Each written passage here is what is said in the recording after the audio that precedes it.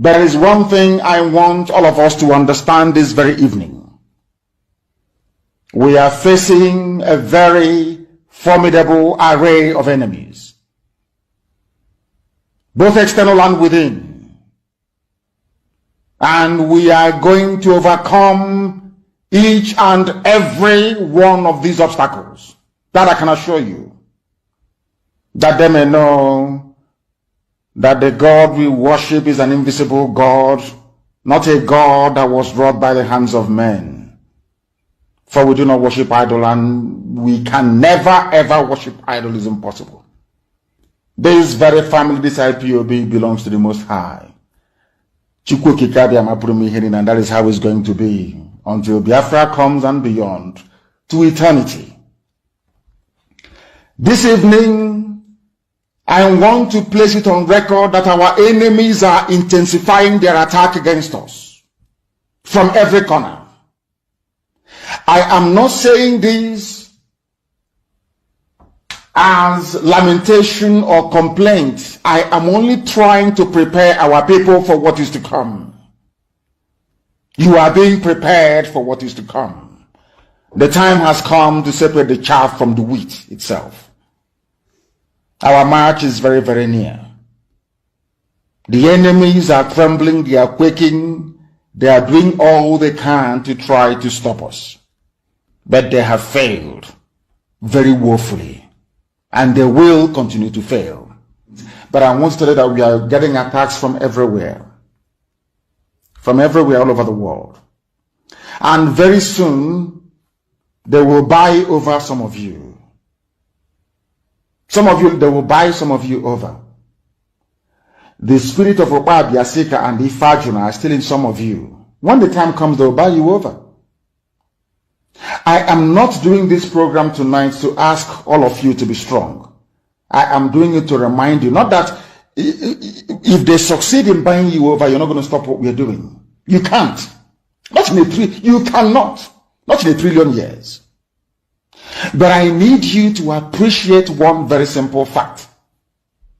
That at the end of this very race, everybody will testify that indeed Chukwukika Abiyama, the same God of Israel, of Abraham, Isaac, and Jacob, the same God of Ehiri in Aguleri, the same God of Umweri, the same God of Ora-Eri, the same God of Owe-Eri, the same God of Arochukwu.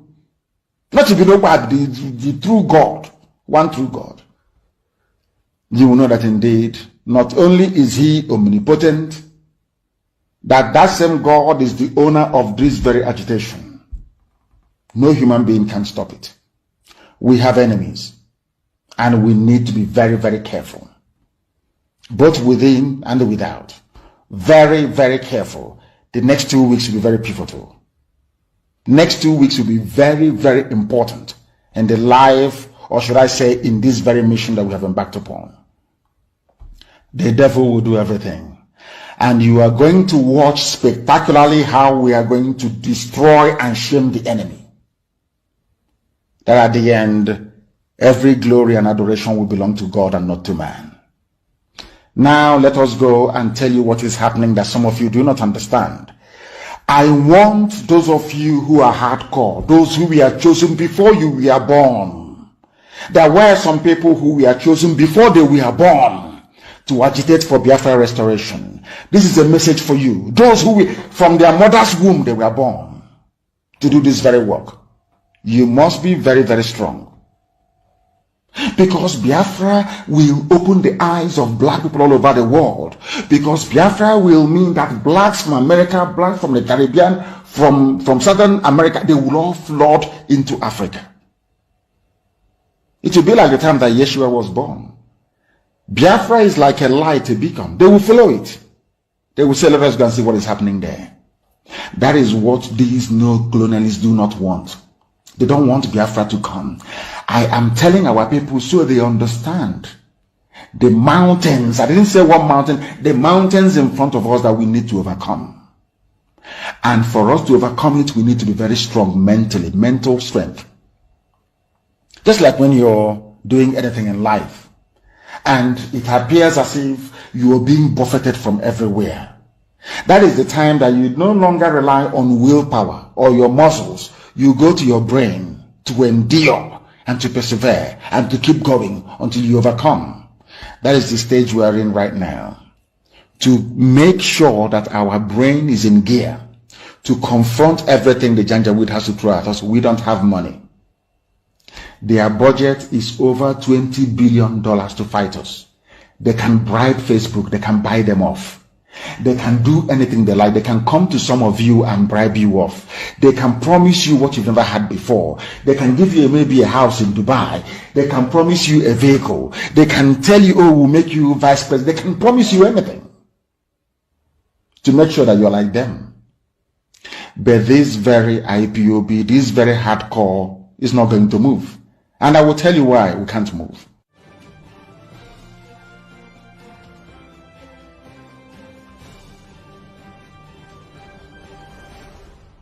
We have tried to live in Nigeria designed by Great Britain and handed to us. We have found it difficult to live in that Nigeria. We have fought a civil war, killed so many people, and still we have the same problems reoccurring. Perhaps the time has come to revisit the very foundations of Nigeria. Are defending him. Fulani people are defending him. But you idiots from the south, from the east, you are talking rubbish about your one Nigeria. Whereas a terrorist, a killer, a murderer is in government as a minister. His own people are the people defending him. But you are in the south attacking those who are fighting for your freedom. And you're telling me that your brains are normal. Maybe that's your one Nigeria, whereas a terrorist, a killer, a murderer is in government as a minister. His own people are the people defending him. But you are in the south attacking those who are fighting for your freedom. And you're telling me that your brains are normal. Maybe there's something in Suya, maybe in Kilishi, and in that cattle that they give to us to eat. There must be something fundamentally wrong with us as a people. Fundamentally wrong with us as a people. And we must confront it, and confront it we shall. These people lecturing us about no secession, you're destroying the country. You people, you Fulani idiots, you Fulani bigots, you Fulani impostors, you Fulani vagabonds are the same people that welcomed the rehabilitation of terrorists. You granted bandits, killers, murderers, and kidnappers amnesty. I want Obia not to listen. I want Tripas to listen. I want Tripas, this idiot, Sarikin Fulani of Imo State, who put them to listen very, very carefully. You people are fools because you cannot listen very well. The same people you're fighting for, killing your own people because of them, they are the ones rehabilitating, so they claim, putting the army that we have today. Somebody might come and say, you have given the order that the police and the army should be attacked. All those idiots. Some of you fools who cannot reason, we are not attacking any police. We are attacking the terrorists that they brought into the police and into the army. They are the ones killing our people. We must defend ourselves. You fools cannot reason very well. We are not fighting any standing or legally, properly constituted army or police. These are the same Fulani terrorists, murderers and killers. The same people that went in, in Damatru or wherever it is, killing and slaughtering Christians in droves. You fools that cannot reason. The same Boko Haram that has been killing, the same Fulani terrorists have been killing people. They are the ones now in the army. Did you not see them? Recruit them into the army? You're telling me we shouldn't fight them? These are terrorists in police uniform and army uniform. You're saying we should not fight them? Is that what you're saying? Are you that foolish? Are you that stupid? This same Fulani pontificating about peace and unity and anti-secession or whatever garbage that they are pouring out of their useless, stinking Janjaweed mouths. These same idiots, these same fools are the ones that rehabilitated Boko Haram. So they claim. These fools are the ones that granted amnesty to bandits. Now, let me surprise all of you. Surprise, surprise. Those that are giving amnesty to are Fulani terrorists, Fulani bandits, Fulani kidnappers, Fulani headsmen who are murderers and land-grabbing urchins. These are the people that are giving amnesty to. You people should reason. You zoo animals called Nigerians, reason for once. Ndiara. The hypocrisy in Fulani, their hypocrisy is astonishing. Hypocrites. Fulani, who is responsible for the state of almost anarchy in the zoo, who is responsible for the hopelessness of the security framework of the zoo, Fulani, who is responsible for insecurity, Fulani, who are the bandits, Fulani, who are the terrorists in the zoo, Fulani, which people are going about slaughtering and taking over other people's farmlands. It is you. You people are the problem. Unfortunately, some idiots from the south cannot see it. You wanted to show us that you know how to write grammar, writing rubbish about one Nigeria. You are defending something that is indefensible. Indefensible. Indefensible, you fools. Some smelly rats, some smelly garbage, gutter, alamajiri, gutter. The lowest of the low. If it's one of those of their fools talking, I will even understand. From the gutter. Not contributed one single thing to the advancement of the zoo. Not one single contribution has the Fulani ever made. Tell me one national contribution that the Fulani has ever made to the advancement of the Zoological Republic of Nigeria. Just name one thing, absolutely nothing. They want power. Power and control of oil and gas. That's all they need. That's all they want. So they can run your lives for you and control your destiny. And you're not ashamed of yourself to claim that you're educated.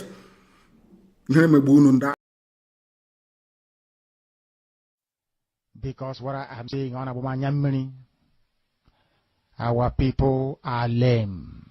They are weak.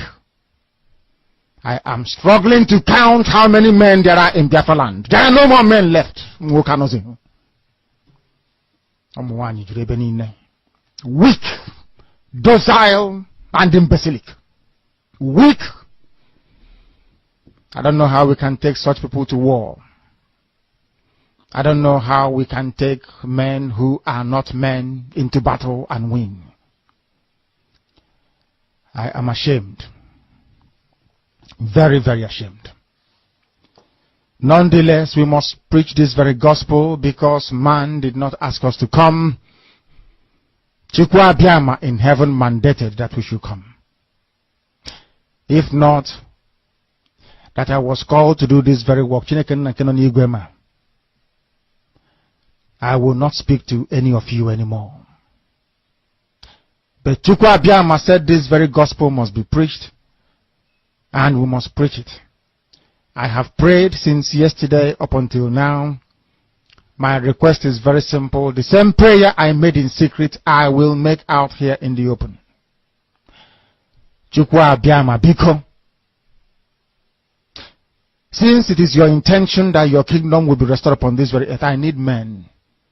I need men. I did not say boys. I said I need men. Those of them that you created to restore your kingdom, they should come forward now, not tomorrow, not next year. Chukwa Abiyama. You must bring them now. I did not say tomorrow. Because the insult is too much. It is beyond what any human being can endure.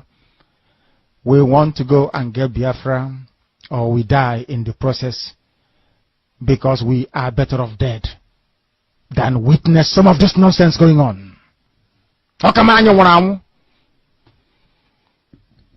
The level of insult is beyond what any decent human being can tolerate. They bring their cattle into our land. They desecrate our land. They kill us in the presence of our families and nobody does anything about it. And when the police attend, the police sit idly by as people are being killed by not a multitude of people. Only 4. Only 4 Awasa people can sack an entire village in Biafra land, and we call ourselves men. No, we are not men. Until we redeem our honor. Until we look at integrity and say we must have a part of it. Until then, to be honest with you. This is Radio Biafra. Now is the time to come forward. I did not say tomorrow. Now, tonight, is the time to come forward. 100 of us, and then we march. 100 and we march. The rest can come later if they want to. I am tired of broadcasting. I want to fight for my country. I want to carry arms to defend the honor and integrity of my country. I want to avenge the death of 6 million people. I want Biafra to stand as a beacon of hope, freedom, and liberty in black world. I want Biafra to stand as a testament to the glory of heaven upon the face of this very earth. I want Biafra to stand because my obligation to the dead outweigh that which I owe to the living. That is why Biafra will stand, and Biafra will come. 100 men, that's all. And we march. The rest can come later on. I no longer give a damn. The disgrace and the insult is too much. We must go and meet our enemies even if we have only machete and hoes. It is far more better for us to go and meet them and die with a semblance of dignity than with this very humiliation which we encounter every blessed day. We must assemble as quickly as possible.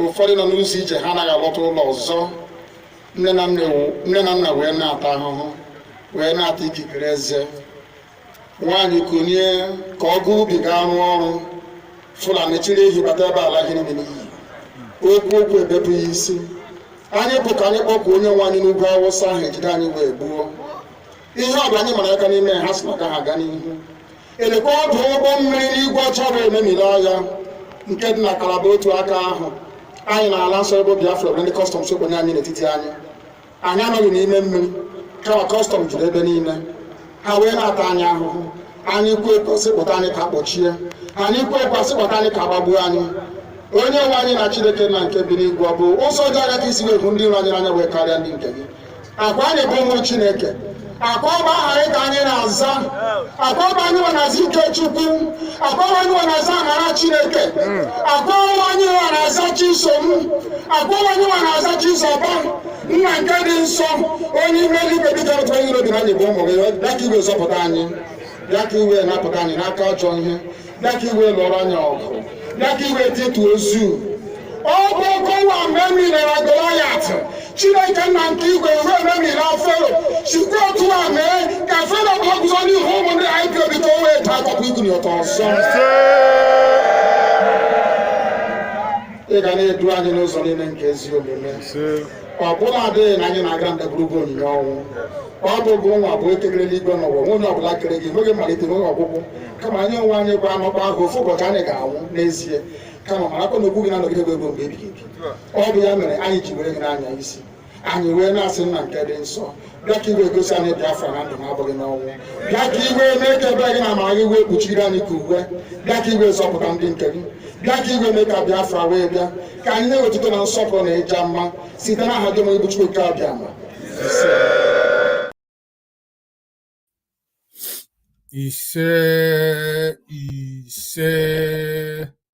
Ise. Welcome. Welcome, fellow Biafrans. Welcome, lovers of freedom. Welcome, friends of Biafra. Also, welcome both the enemies of Biafra. Everybody is welcome here. Welcome you, lovers of freedom all over the world. Wherever you are, I want you to, as I welcome you, I want you to also welcome others. Welcome your friends, your family, your well-wishers. Share our program in all the platforms where you belong.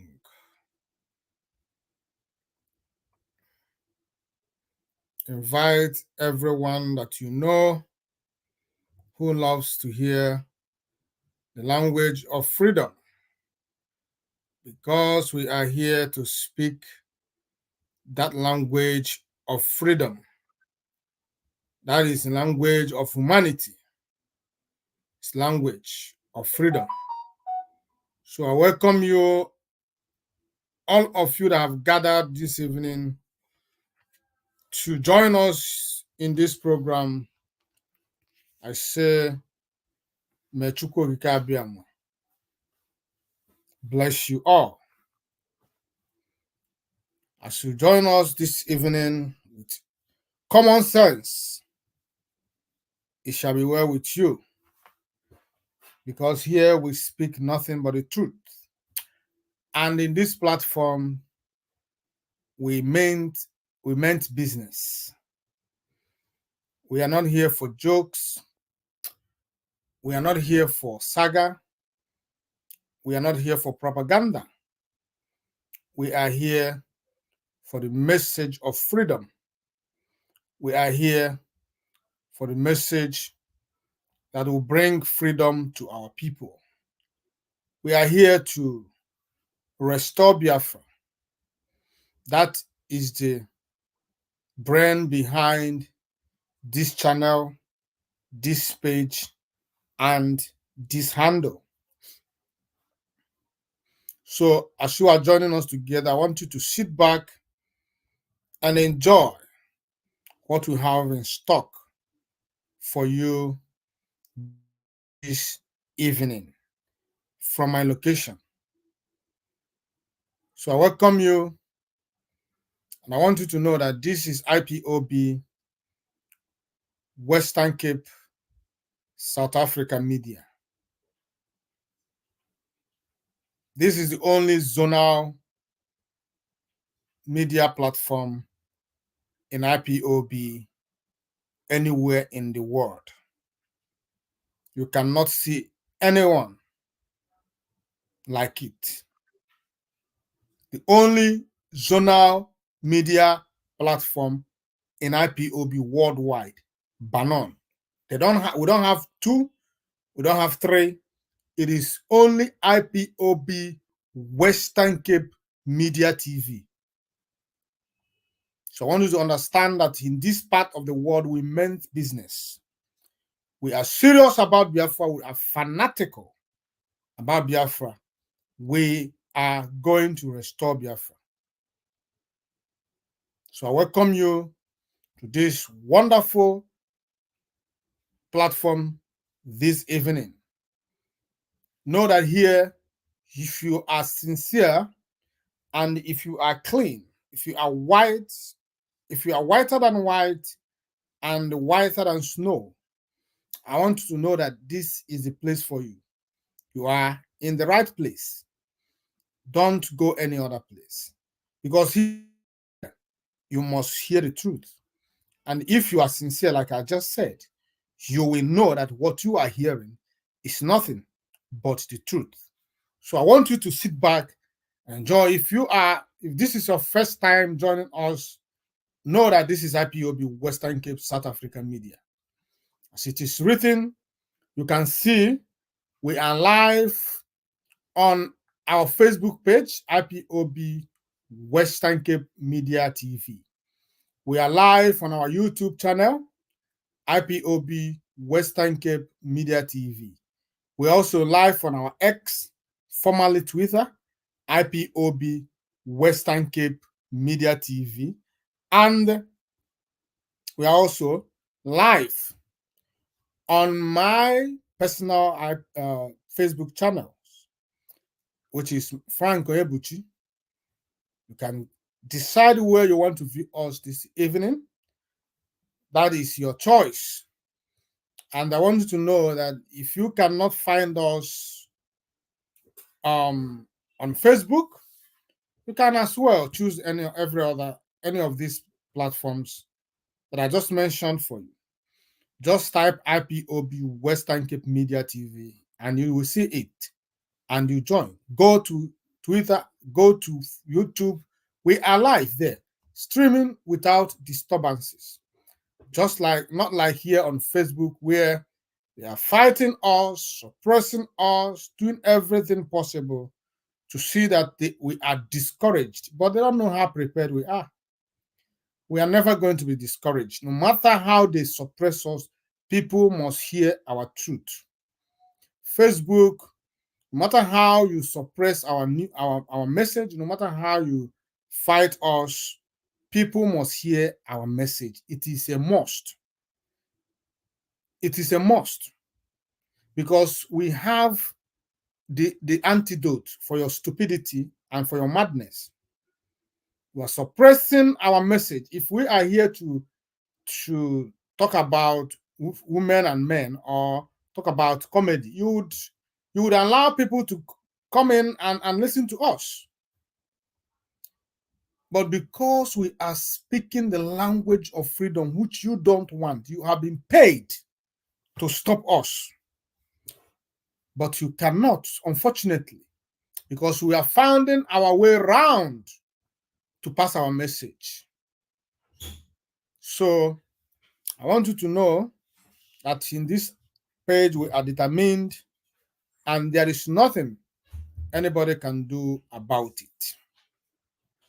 This is IPOB Western Cape South African Media. Here we speak nothing but the truth. We are without fear or favor. We are fearless before our enemies. We are not here to represent any individual, but we are here to represent and to defend our fatherland, Biafra. Because for us, it is Biafra today, tomorrow, and forever. And if you are offended by our resolve, we have no apologies for that. Mazi Nnamdi Kanu is the leader of the indigenous people of Biafra, IPOB, worldwide. And his position is incontestable. IPOB is here to restore Biafra, and we are not going to be swayed until Biafra is completely restored. I welcome you to IPOB Western Cape South Africa Media, saying it the way it is. Yes, we are saying everything we are saying. We are not saying what we are saying to make you to feel happy. We are not here to massage your stupidity if you are one of those fools. We are not here to make you feel what you are not. We are not here to quote the truth and hide it from away from you and start telling you lies. We are here to tell you the truth. We are here to speak sense into you. We are here to open your eyes to the truth so that you may know the truth. Remember, you shall know the truth, and the truth shall make you free. So, if you believe in the truth, like I already said, here is where you belong. But if you are one of those who love lies and propagandas, I'm sorry, you are in the wrong place. So you can as well look elsewhere. So, in this platform, I want you to know that you are fortunate to be here. I am telling you, you will not understand now, but as time goes on, you will understand. Before I continue, fellow Biafrans, lovers of freedom, I bring you greetings, my comrades all over the world, from my coordinator, Maz Innocent Alia. He is IPOB Western Cape representative, IPOB Western Cape Zone representative. I also bring you greetings from the 9 coordinators we have here in IPOB Western Cape Zone. And also, I bring you greetings from all the executive of IPOB Western Cape Zone. Men are determined.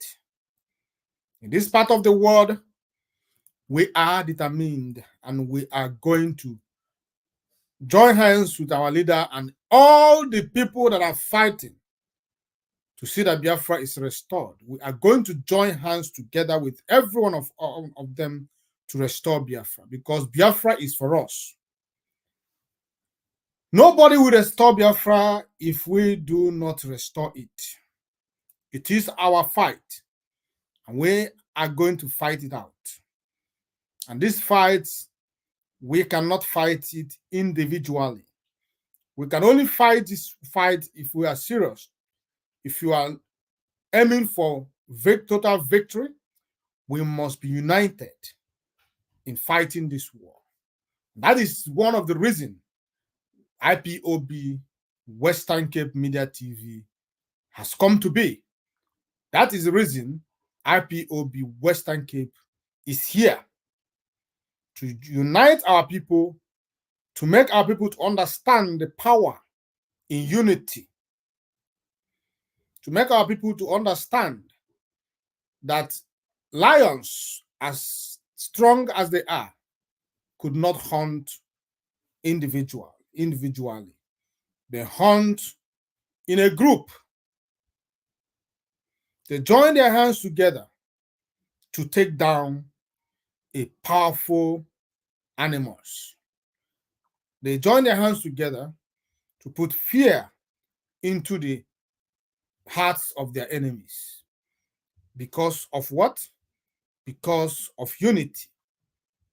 So we need unity of purpose if we really want to restore Biafra. But I know that men are here. We are not hiding. Men are here already. All over the world. Chosen men. They are here. Excuse me. They are not hiding. They are not hidden. They are here. So I want you to know that that is the reason we have this platform, IPOB Western Cape Media TV. It is for the unity of our people. And we are going to continue to support those who are fighting genuinely from their heart for our restoration. Before I continue, I want you to know that who you are looking at now. My name is Maazonyebuchi. I am your host. And by the special grace of Chukwu Abiyama, I am the Parklands Unit Coordinator. And also, I want you to remember that on the 26th, being next week, our leader Mazi Nnamdi Kanu is appearing before a high court in Abuja, because the zoo wanted us to go back to court, and he is going back to court. And on the 26th is the date, and he will be appearing. And like I already said in my previous program, that we expect nothing but total victory. We can smell it, we can feel it, and we can as well touch it. Because first you have to believe. You have to believe. We believe that the incarceration of our leader is about to come to an end. And those who had done all the evil things, who had spent their money, who had done everything they could to see that our leader does not get justice, they are about to be disappointed. They are about to be disappointed. I said so. Those who has projected jail time for our leader, I want you to know you are about to be disappointed, because come 26th of February 2024, Mazi Nnamdi Kanu is coming out. That chain that bound him is about to be loosed. That gate that was locked is about to be opened for him to walk. That is what I want you to know. My prayer here tonight is that Mazi Nnamdi Kanu, your coming out will be to the downfall of your enemies. On the 26th, when you are going to walk, you are walking straight to freedom. Your enemies are going to die of heart attack, because everything that they planned for you is about to happen to them. Maka ndị Igbo si, n'ọchụ nwa ọkụkọ nwe ada, nwa ọkụkọ nwe ọsọ. Mazi Nnamdi Kanu, you have gone, you have seen, and you have conquered that which seems to be impossible before men. Chukwu Abiyama has proven through you that nothing is impossible after all. They have tried everything to see that you change your belief. They have tried everything to see if they can make you change your stand. You refused. You have defined that which no man has ever done in the history of Igbo land and the entire Zoological Republic. Not even Britain could believe their eyes. The zoo are panicking because of you. You didn't do it by yourself, Mazi. Chukwu Okike Abiyama used you to perfect that which he started. Biafra started since 1967. That was when the restoration of Biafra first time happened. Biafra got defeated through war. Now, the inevitable is about to happen. Biafra is about to come to reality. And Chukwu Abiyama used you to make it happen. And we are completely and everly grateful to you, Mazi Nnamdi Kanu. This fire that is burning in Mazo Ebuchi, you rekindled it. The fire that is burning in all the freedom fighters today in our land, both home and in diaspora, you rekindled it. It is you, Chukwu Okeabiama, use Mazi Nnamdi Kanu to achieve this. Something that looks impossible. You started very, very little. When you started, some people called you a miscreant. Some called you another Raf Wazurike. He has come to make his money. And some people looked at you and called you a mad person. Some looked at you and sees you as a grieved son, as a grieved person, a man that is filled with anger. They could not understand the dimension. They could not understand what you are representing until 2015, when Zoological Republic President late Muhammad Buhari arrested you. That was when their eyes began to open. Some of them, though. And some of them could not see even what is standing before them. So today, we are talking about you, Mazi, because you have given us hope. Made someone like me to believe that Biafra is already here. Because when I was born, Biafra war has fought and gone. It was after the war, many years that I was born, many years after the war, though the wounds of war has everly been fresh in the heart of our parents. They told us the stories about Biafra. They told us how we were killed.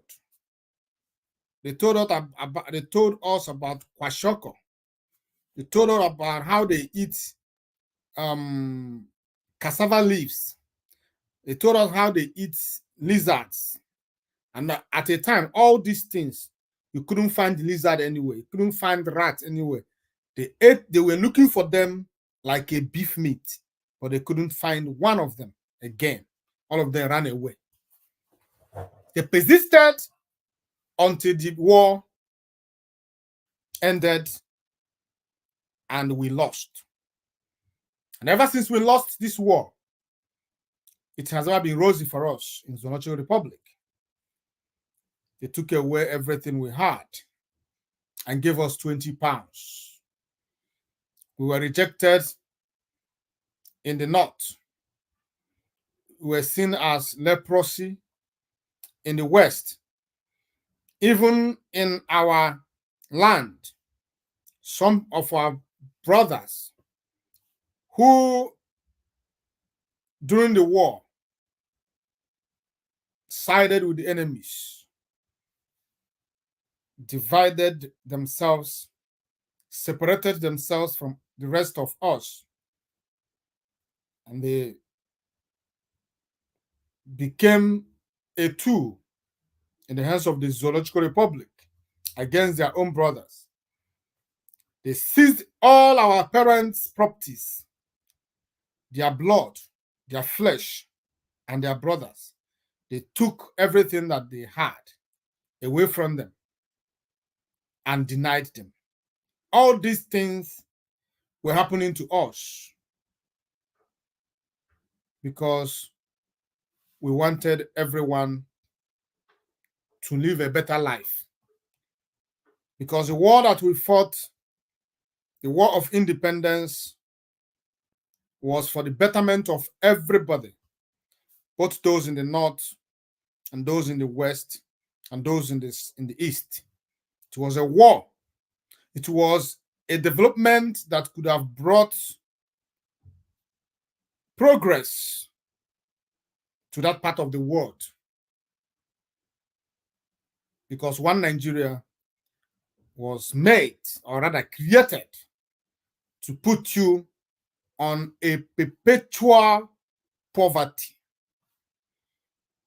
Remember, two cannot work unless they agree. There must be agreement before two people could work together. Without agreement, it will never happen. Then in the case of zoo, there was no agreement. Rather, there was division everywhere. The North are living as if they are a country of their own, but they want everybody to remain in their zoo. The same thing applicable to the West and to the East. We are one here, not in the heart, but in our lips. Anything that will bring progress to the country, nobody's interested about it. How to make the country progress, how to make the country to compete with the rest of the world, with the League of Nations. Nobody is interested of it till today. So what could have been better was if that development of 1967 was allowed to stand. If Biafra was allowed to go, if we were to be allowed to go in 1967, by today there will be competition. The rest of the country, if they still remain Nigeria, will look at us and they will want to live better and do better than us, and there will be competition. But they killed that idea with the barrel of gun. They destroyed us, or rather, they tried to destroy us for daring to make a bold step towards total freedom. Britain used that as an excuse to show their anger, to vent their anger on us for daring them in the past, for daring to be free, for daring to seek for what is totally meant for them. Britain hated us for our gods. They hated us because we refused to bow to them. We refused to be their slaves. We questioned everything that they thrown at us. Even when we were being killed, we still questioned what was given to us.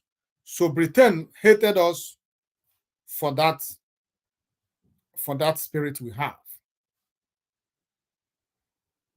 They could not break us. And when it seems as if they are succeeding, from out of the blues, Mazi Nnamdi Kanu appeared.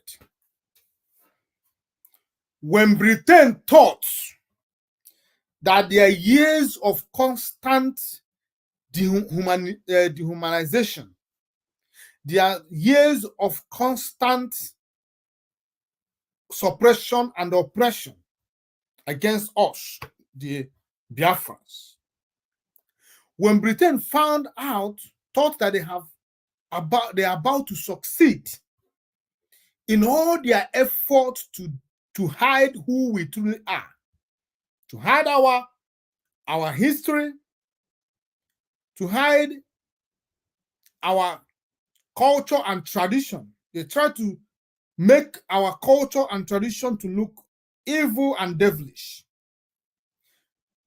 In attempt for them to do all these things, they implanted men of low esteem as our leaders. They brought men without honor and dignity and gave them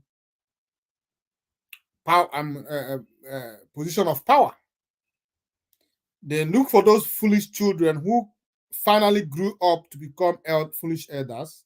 They looked for them, gathered them, and positioned them in our cultural organizations like Ohaneze Ndi Igbo. They look for those greedy men, those men that their stomach is everything for them. They looked for them and brought them in and made them political leaders. If you are wise, if you are for the people, if you have the interest of the people in your heart and you are genuine, you can never get anything. In fact, you will be thrown to the back seat. If you are not a criminal, you can never be a leader or a political leader, traditional leader, name them in our land. So when they conquered all these components of our people, of our lives, and they thought that yes, now we are about to take them to the slaughter. From nowhere, Mazi Nnamdi Kanu came and started to call the consciousness of his people. He started to remind us who we are, how we have drifted far apart from the paths that Chukwu Okike laid down for us. Mazi Nnamdi Kanu brought us back to the originality. He told us whom our ancestors were. He opened our eyes and our hearts and our minds. And the British government were not at peace with that. Though he is a citizen of Britain, but his activities is not in line with British agenda. So, but they don't know how to go about it. That was when this plan started. These plans to assassinate our leader or to put him in indefinite imprisonment. So, when the opportunity called in 2021, June to be precise, Britain and their Zoological Republic, in collaboration with Kenyan government, joined their hands together, 3 countries for 1 man. And what was the agenda? The agenda was to douse the tension first, then systematically kill the agitation for the duration of Biafra, and then finally perpetually put Mazi Nnamdi Kanu away, at least for 15 or more years. Before he will be coming out, he has lost every touch with Biafra. So they sat on the round table, discussed these things, marshaled out the plans, and then they knew that they could not achieve these things without someone, insider, people that worked with Mazi Nnamdi Kanu. They needed people that worked with him, because you cannot get to Mazi Nnamdi Kanu without getting through those men that worked with him. So that was when the betrayal began. Mazi Nnamdi Kanu was betrayed by the people that was supposed to safeguard him, that was supposed to guide him, people that were supposed to give their lives to him, just like in 2017 in his house in Afaruku, 28 men gave their life for Mazi Nnamdi Kanu to live today. Those 28 men could have been alive today if they were like those men that betrayed Mazi Nnamdi Kanu. They could have been alive. But they said, no. Let my life go for my leader. But what happened in 2021? They betrayed him and he was captured like a nobody. And to make the matters worse, for 8 days, for 8 good days, nobody knew about it. We were busy waiting for our leader to come and speak to us. We were busy waiting for our leader to tweet so we can retweet it. We didn't know that our leader is in his life is in danger. And at the end of the day, the news broke out, and it was truth. Our leader has been kidnapped and brought back to Nigeria.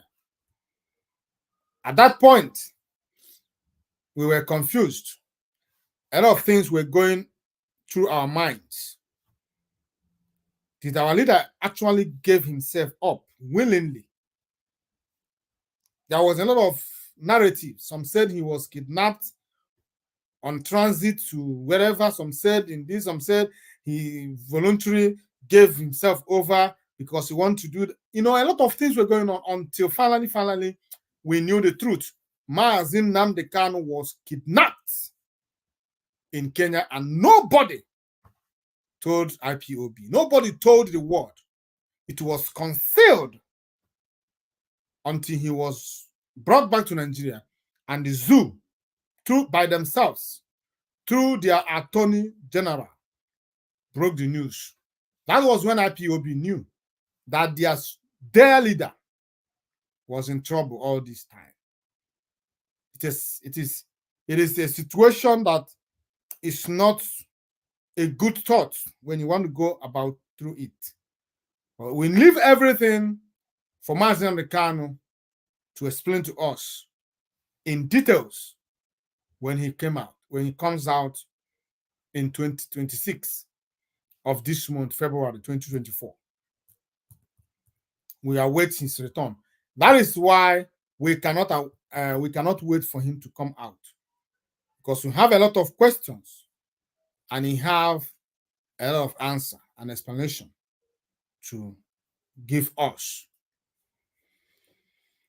Yes, I just gave you a little history so you will understand where we are coming from and where we are. And when some of us are reacting, you will understand that indeed we have every reason to react. Because men have died, I must tell you that. And men are still dying, falling. And if spirits, souls, could speak to the living, they would have spoke to us in a very, very angry way, because we are disappointing them. Sometimes our behaviors, portrays like that we don't care about the lives, the sacrifices of these people. That is why some of us are behaving like animals today. Some think that the struggle is about personal things. Some think it is about personal glory. Some things is about making names, making their names heard. Some think it's about popularity. Some think that this struggle, if I did not lead it, no other person could. If they understand the true concept of this struggle we are fighting, they will understand. And in this struggle, everybody is important. Igwebike. Everybody has something to contribute in this struggle. That is why Mazi Nnamdi Kanu said, if you know what you can do for Biafra to be restored, do it. I want to play Mazi Nnamdi Kanu's voice for you. I want to play his voice for you.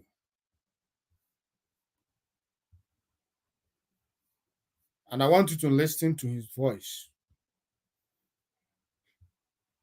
Britain and Biafra, the case for genocide examined.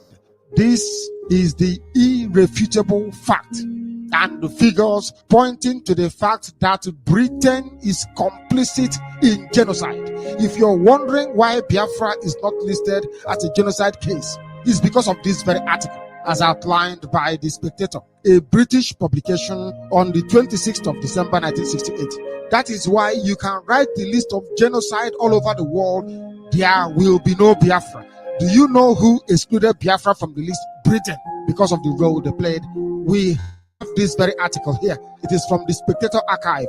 How Britain committed genocide. How Britain you're looking at is actually as bad as Hitler. Nazi party. We have all the proof here. The only reason why the Nazis were held to account was because the Jews were living in Europe. Biafrans are in the darkest West Africa. Nobody gives a damn about them. It is also in the Bible that they will kill you, you will cry. Before I continue playing this video, I want you to know the reason I'm playing this video. So you know why Britain, the reason Britain came after Mazi Nnamdi Kanu. So you know that whatever that Mazi Nnamdi Kanu is passing through today, Britain is involved. The reason whatever Mazi Nnamdi Kanu is passing through today, I want you to know that Britain has hand in it. If you are confused or if you are doubtful, it is time you begin to listen to your heart. Listen to this voice that I'm playing to you, so you know why Britain hated Mazi Nnamdi Kanu so much. So you know the reason why Britain abandoned Mazi Nnamdi Kanu, their citizen. They are a bona fide UK citizen. So you know why Britain has never, for the past going to 3 years, made any official statement condemning the kidnapping of their citizen. Listen to this voice. You will understand it.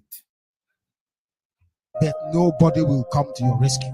I am reading from Auburn Wall's report on the 26th of December 1968, published in the Spectator newspaper of United Kingdom in Great Britain. That very publication outlined the case of genocide against the British Christianity. You must listen very, very carefully. For as long as any Christian, liberal, or humanitarian tradition survives, the year 1968 will be remembered of implementing one aspect of its peacetime foreign policy. That peacetime foreign policy is one Nigeria, because the British, they are white people. They created Nigeria because a white man created Nigeria. Who is a black man to try and break it? The world cleverly forgot that there was no Nigeria before the white man came. There was no Nigeria before the British came. Nigeria was created by a white man, not by African people. Your ancestors did not create one Nigeria. Your forefathers did not create one Nigeria. It was a white man, Betule, that came and created one Nigeria. The British government at the time, under Harold Wilson's Labour Party, wanted to maintain this white supremacist approach. We are white people. How dare you black monkeys from Africa try to break something that we created? As I told you before, as I read yesterday from the scriptures, as Britain was committing genocide in Biafra land, British. Did you hear it? Mazi Nnamdi Kanu said that one of the things that got Britain turned off with us in 1967 was the audacity for us to try to be free. The audacity for Biafrans to try to break what a white man created. And do you think that they have changed from that belief that they are our God? Do you think that their ancestors did not tell them never to allow any black monkey from Africa, Nigeria in particular, to break free from what their gods created for them? So when Mazen Mekano came on board and was hitting them, and he was not only talking, he was walking the talk. Initially, they mistook him for a joke. They thought he's one of those who came for money. Just give him money and he will go and enjoy his life. But when they arrested him in 2015, offered him all the monies in this world, all the position in this world, he refused. That was when the British government began to look Mazi Nnamdi Kanu with all seriousness. They began to monitor him. They began to plan against him and all those things. Today, you are seeing it, that the same thing that our fathers did that got us into trouble with Britain was exactly what Mazen Khan did. Our fathers, I mean, those that fought the war, they wanted to break free from Britain, and Britain got angry and killed over 6 million of us. Now in 2013, another person came up and repeating what his fathers did. Now they came after him. They are willing to execute all their plans. That is why I told you people that we need unity. We need to, if not for the job of the few, we will not be talking about Mazen Kanu coming out in 26th of this month. In fact, he won't even have a date with court. But thank goodness, thank you, formidable Biafrans, hardcore Biafrans, for standing with your leader, making the British and the Zoological Republic to know that nothing should go wrong with our leader, because everybody will feel it. Everybody will feel it. So whatever play you are playing, just like the Bible, God said that God warned the devil, you can touch everything that you want to touch with Job, but one thing you must not go close to is his life. We have told Nigeria and Britain, you can do all your shenanigans, but let me tell you, let nothing happen to our leader.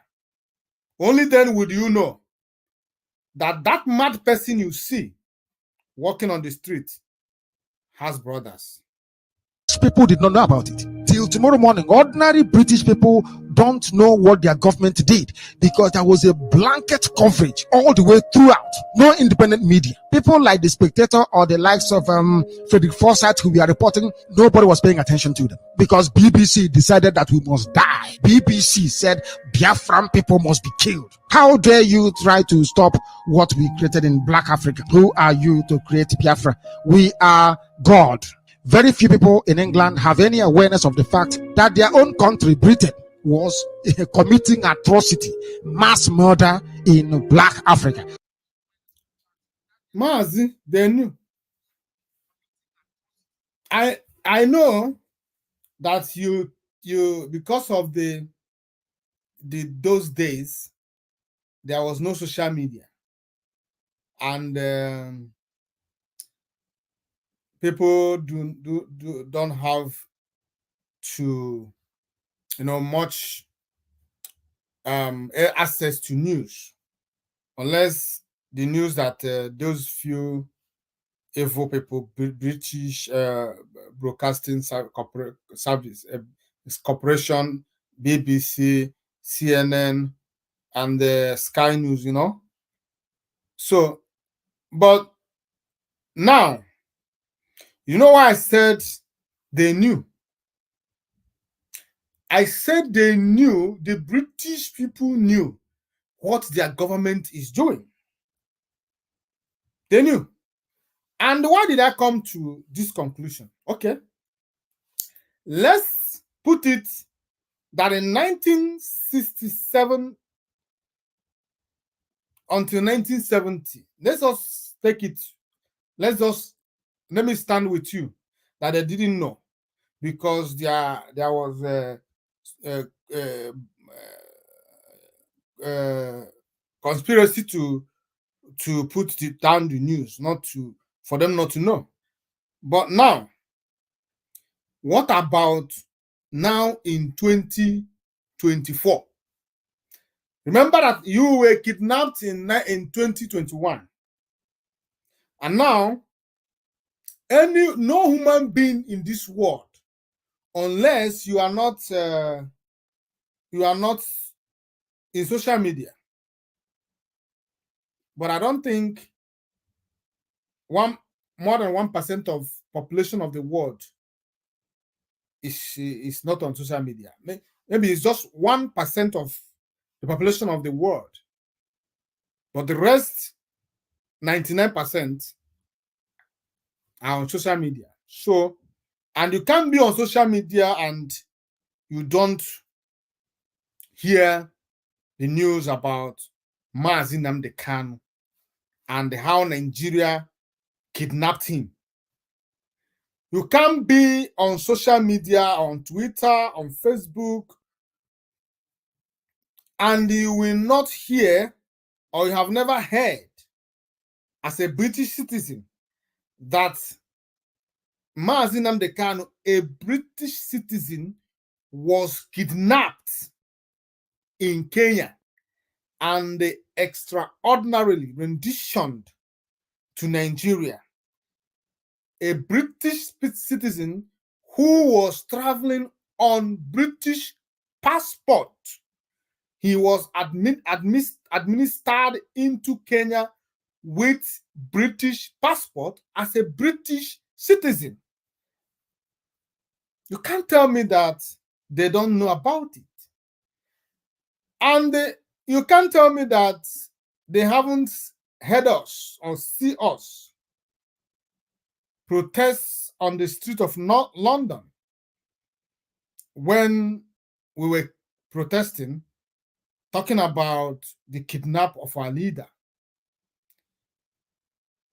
And if you go on Twitter and you go to what trends now, every week, Mazi Nnamdi Kanu is on the list of what trends now, or who trends now, something like that.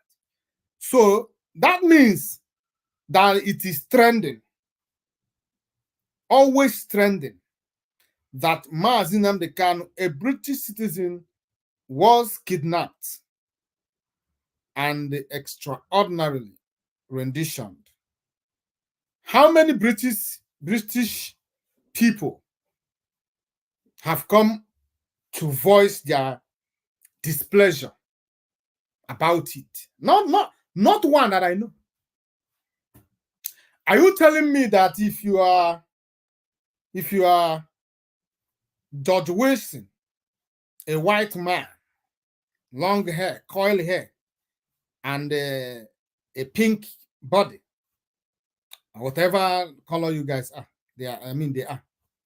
Are you telling me that if you are Prince Charles, or you are Arnold Wilson, a white British person who traveled to Africa and was kidnapped, are you telling me that there won't be uproar in British soil? Are you telling me that the citizens, the British people, will not be talking about it? They won't be voicing out their displeasure. They won't be pressuring their government to take quick step in getting their citizens released? Are you telling me so? That is why I told you that they knew. They knew in 1967 that our people were being starved. They knew the roles British government were playing. They understand that their government were in Africa killing people, starving people, supporting crimes against humanity, supporting genocide, ethnic cleansing in our land. They understood it more than you do. Don't try to cut some cakes to them. They are the same.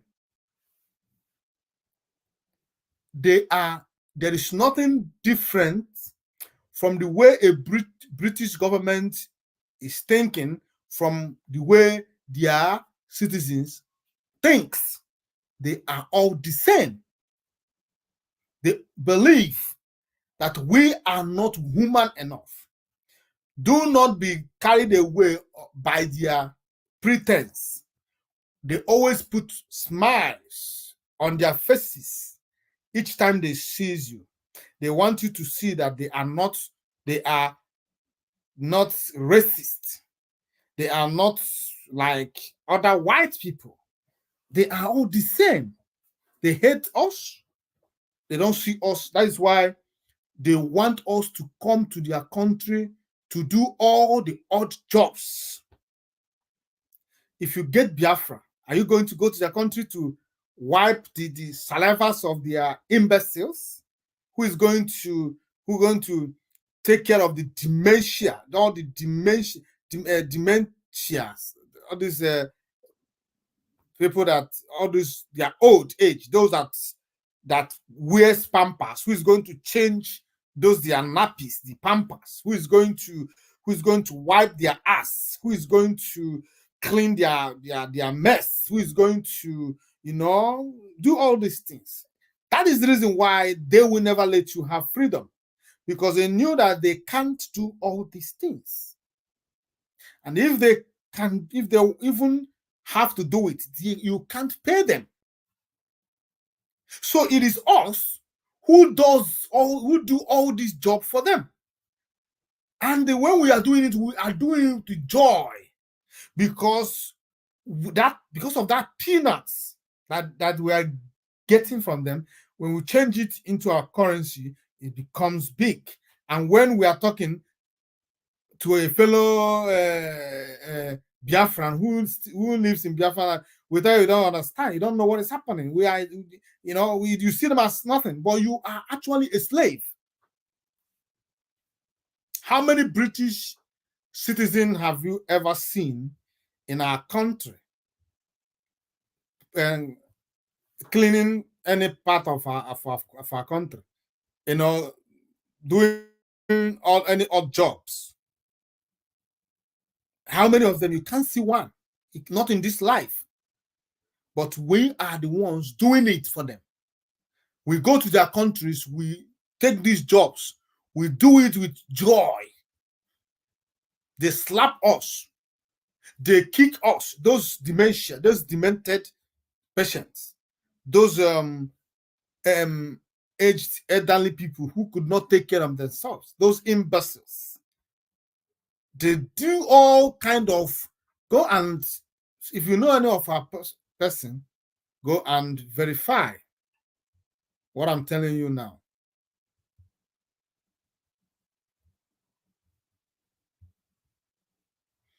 Now, let me continue playing. I don't know what this video is. Britain and Biafra, the case for genocide examined. Said I'm about them. It is also in the Bible that they will kill you, you will cry, but nobody will come to your rescue. I am reading from Auburn Wall's report on the 26th of December 1968, published in the Spectator newspaper of United Kingdom in Great Britain. That very publication outlined the case of genocide against the British Christianity. You must listen very, very carefully. For as long as any Christian, liberal, or humanitarian tradition survives, the year 1968 will be remembered of implementing one aspect of its peacetime foreign policy. That peacetime foreign policy is one Nigeria, because the British, they are white people. They created Nigeria because a white man created Nigeria. Who is a black man to try and break it? The world cleverly forgot that there was no Nigeria before the white man came. There was no Nigeria before the British came. Nigeria was created by a white man, not by African people. Your ancestors did not create one Nigeria. Your forefathers did not create one Nigeria. It was a white man, Betule, that came and created one Nigeria. The British government at the time, under Harold Wilson's Labour Party, wanted to maintain this white supremacist approach. We are white people. How dare you black monkeys from Africa try to break something that we created? As I told you before, as I read yesterday from the scriptures, as Britain was committing genocide in Biafra land, British people did not know about it. Till tomorrow morning, ordinary British people don't know what their government did, because there was a blanket coverage all the way throughout. No independent media. People like the Spectator or the likes of Frederick Forsyth, who we are reporting, nobody was paying attention to them, because BBC decided that we must die. BBC said Biafran people must be killed. How dare you try to stop what we created in Black Africa? Who are you to create Biafra? We are God. Very few people in England have any awareness of the fact that their own country, Britain, was committing atrocity, mass murder in Black Africa. Like most Germans after the war, they will be able to say that they did not know what was being done in their name. British people don't know that their government was killing millions upon millions of people in Biafra land for the sake of the British, ordinary British, so they can be looked upon as God, that they are the creators of everything that they survey. Although photographs of the atrocities being perpetrated in Biafra have appeared in most newspapers, the general impression given by the captions and news coverage is that the children are starving to death as the result of famine brought about by the war. Lies did not begin today. Britain was going about covering their lies. But do you know that the reason why Biafra doesn't come up as a major genocide case is because Britain will be implicated in it? The same way that the world viewed Germans after the whole Nazi debacle is how the world would have viewed Britain. They don't want to be seen as mass killers, so they go about pretending. They go about suppressing the very fact that Biafrans were murdered in their millions. Who killed them? Britain and go on. Here is irrefutable fact. This very article was written by a white man saying that their country was committing genocide. Britain was committing genocide in Biafra land. Britain is complicit in the death of millions of people in Biafra land, and even their own people know it. BBC will say, oh no, it is people are starving because of famine. We don't suffer from famine in Biafra land. We have rainy season. There is no famine. We have never had any famine in Biafra land before in our history. Never. All of a sudden, there is famine. Not a single newspaper has seen it fit. Even the Spectator was angry. This very white man writing was so upset as to what was happening. Not a single newspaper in England has seen fit to point out that the children are dying as a direct and intended result of a siege which is supported by the British government. When I told you that Britain enforced air, land and sea blockade, is called a siege, you won't believe me. But here it is being confirmed by white people. This is an article written by a white man in a British newspaper. As far back as 1968, reminding the British people that you people are here pretending you don't know what is happening. Your government is killing people in Biafra. Biafran people are dying as a direct result of the blockade of Biafra land by the British. It's very clear for the world to see. Very, very clear for the world to see. And they will pay the compensation for this. We are presenting to you this very evening the irrefutable fact and figures that we did not fight Hausa Fulani. They are nobody. We fought the British. The British enforced a very criminal air, land, and sea blockade to stop us from getting food and arms during the war. But Britain was writing to Russia, asking Russia to support, to provide arms to go on. Without the British, we will take over Hausa land in 2 weeks. In 2 weeks, we take it over. Is the British supporting them? And the evidence is here for the whole world to see. Everybody must have a copy of this. Very, very critical and important. So that when you look at Britain, you know that Britain are killers. When you look at the British government, you know that they are murderers. The same way you view Adolf Hitler is how you should view a British government, because they are also killers.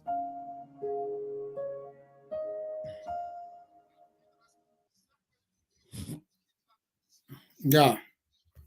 Welcome back. You know, Mazi rightly said that the reason Britain is running around like trapped cats is because they don't want to pay the pay compensation for their atrocities in our land, and they don't also want to be seen like the German under Hitler. You know, Britain want to always portray themselves as angels, as saints, as people that are savior of the world, when in actual sense they are the real Satan. The real Satan, if you want to see them, look at British government. They are the real Satan. I am telling you the truth.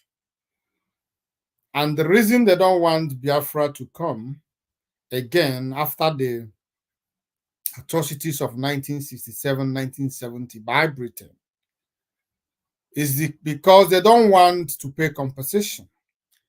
Because they know that if Biafra should come tomorrow, we are going to revisit that genocide. They know.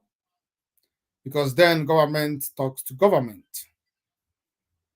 They know that never, for how long will you run away from this truth? You must pay for these damages, this death. You must pay for committing modern day genocide in our land. And you will ask yourself, is Jewish death, genocide, pogrom, as they call it, happened in 1945. And the Biafra genocide happened in 1968, 1970. The Jewish pogrom of 1945 is recognized, and Germany was held accountable, and they are still paying compensation till tomorrow for that. Now, it will interest you to know that if you check from 1945 till 1970, it's over 40 years apart.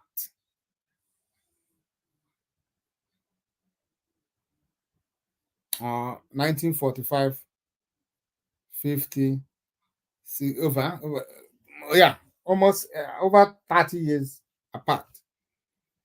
The genocide that was committed in 1970 was not recognized, but the one that was committed in 1945 was recognized. What does that tell you? It simply tells you that someone somewhere does not want that to be recognized as a genocide, when in actual sense, you don't use starvation as a tool of war, as a weapon of war. You don't use blockade, air, land, and sea as a tool of war. That is why Israel could not maintain that approach. Because when the war started in Israel and Palestine, and Gaza this time, out of anger, Israel wanted to commit that. But when the pressure was high, they have to free the humanitarian access into Gaza.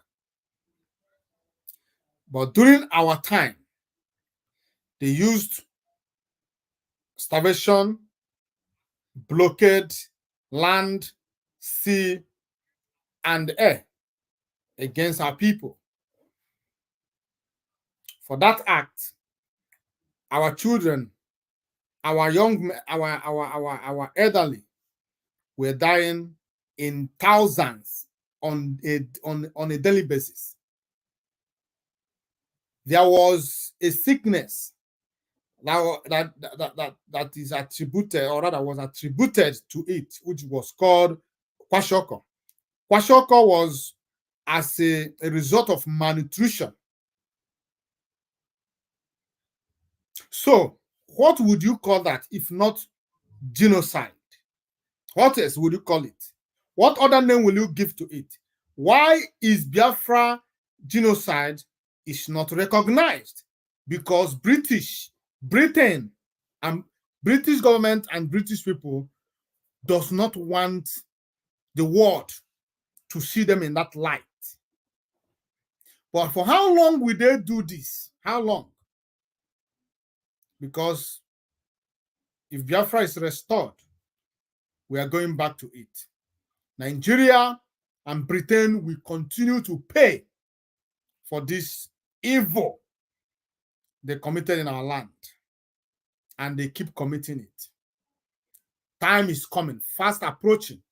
Biafra is here. And they will pay. They will pay from their nose. You cannot kill people who did nothing to you. Military fights against military. Military does not fight against civilians. I know there is what they call casualty of war. If when the civilian is killed during the war, it's seen as a casualty of war. But when you are intentionally trying to wipe out a race through starvation, through hunger, then you have to pay for it. So time is fast approaching, and Britain and Nigeria will pay for it. Now, I want to tell our people something. Something is happening in Nigeria, and we love it. Do you know why I love it? Anything that is impacting on Nigeria negatively, we love it. We want it. We pray for it. We wish Nigeria everything they wish us. Nigeria wished us death. Nigeria wished us calamities. Nigeria wished us all manner of evil things. And we are also, in return, wish them everything they wished us. So what is happening in Nigeria today is sweetening our heart. It's not that we are not partaker of it. It's not because we don't have people who are directly involved. No. It is because Nigeria needs to be destroyed. And what is that? Excuse me. How is Nigeria going to be destroyed? It's through what is happening now. Because there is a limit to what human beings can endure. Hunger, your mate. Are you in competition with hunger? No. The hunger is still coming. You know, they are dropping dead in the West. They are virtually eating flies in the North. But in the East, nothing mega. Which prompted one of the terrorists, to ask question. I will read it for you. You know, there are some news when we see them, it sweetens our heart. It makes us so, it brings us to where is it? I'm coming. Just give me a minute. It gives us joy. You'll be mates. We are you, Unana mates. We are not mates with all these Anamajaris. All these Anamajaris, you will not be mates with us. You know, be mates.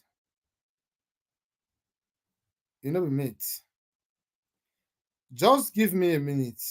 Let me bring the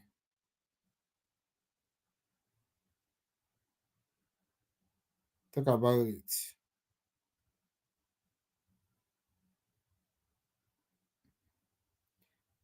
A minute, guys.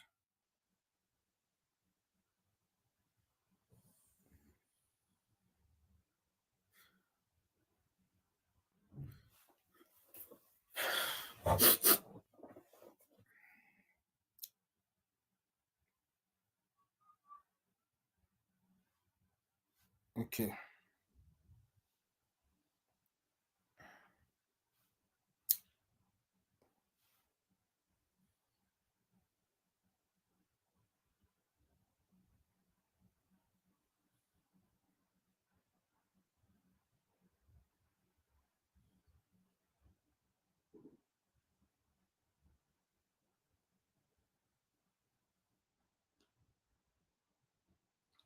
I don't know why I didn't put this news up, but I must get it. Yeah, they got it here. Now, I want you to listen, and as I read this news for you. This news broke today, being 18th February 2024. This is Daily Post News. It says, economic hardship. I don't know why Southeast is quiet. They're beginning to ask questions. You know, we have told our people that nobody should join any protest. We told our people, nobody, no Biafra should identify or be seen protesting on the street of Nigeria, whether you are in the north, in the west, or in the east, or you are in their fake created south. Do not join any protest. It's an order. Do not. When they were doing all their useless politics, they didn't foresee what is happening today. They thought because the politics of the zoo is the politics of pull Igbo man down. And when they are doing all these things, they forgot that we all are still trapped in one contraption called Nigeria. That the economy of Nigeria is not excluded to us, Igbos, and Biafrans alone. If, as it is today, that Naira is about to hit 2,000 per dollar, per dollar, it is not only excluded to us. Today, a bag of rice is being sold at the rate of 90-something thousand. It's not excluded to us. It's for Yoruba, for Fulani, for Hausa, for Urobo, for Edo, for Igbo, for Ejo. Everybody will buy it at that rate.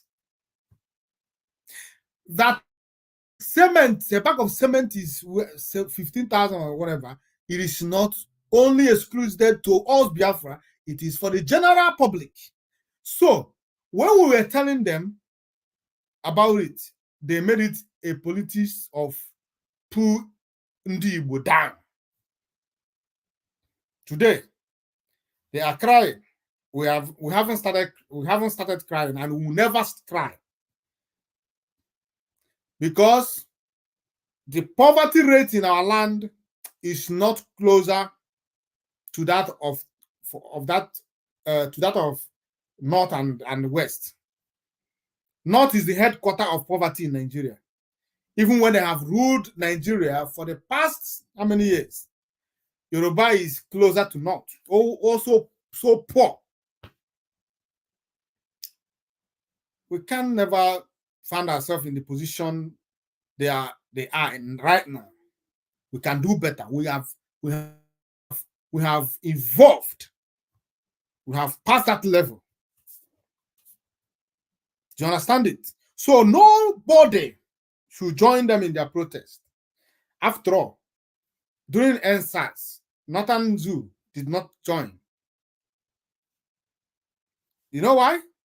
Because it's their person that was there. Now, our person is not there, but we want to stand on a neutral ground. Why the two government people who are in government do it? Whatever they decided to do, we are in. Even if a bag of rice is sold at the rate of 200,000, Igbo man will buy it without looking back. Today, if you go to every family in Igbo land, they are eating rice. So now let me read it. This man said, economic hardship. I don't know why Southeast is quiet. XNHIS Bosch Yusuf. Professor Osman Yusuf, former executive secretary, National Health Insurance Scheme, NHIS, on Saturday said he is surprised the southeastern parts of the country has remained quiet amid the worsening economic hardship facing the country, because in our own land it's not as hard. In fact, we are not experiencing any economic hardship. You people were saying they have been sitting at home all these years. Have we begged for you? Have we cried like this? Even when you have been staying at home for the past more than close to 3 years now, have we been crying like you? We can't cry. Chukwu Abiyama has blessed us above what stomach can eat. Now I continue. This is even as he urged the president to buy food, flood the market, and feed the people before things get too late. You see? That is the country they want us to build, a country where the government will go and buy food and give it to the market women and people who are selling free or next to nothing to sell, so that there will be food. What kind of economic plan is that? What kind of economic method is that? Eh? Go and buy food. And they flood the market. Buy the food from where? With how much? Eh? What about the rice pyramid they displayed? Was it last year or how many years ago when they were deceiving themselves? They displayed rice pyramid in the north. Where is that rice pyramid? Is it finished? You are deceiving yourself, thinking you are deceiving a Igbo man, thinking that by doing that propaganda, Biafra will never come. I will continue. Yusuf made this known on Saturday by fielding questions on Arise television morning program.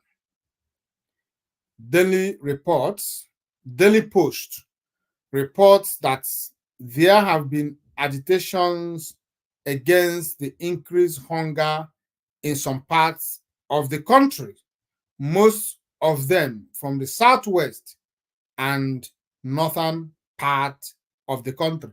Thank you, Chukwuokike Abiama.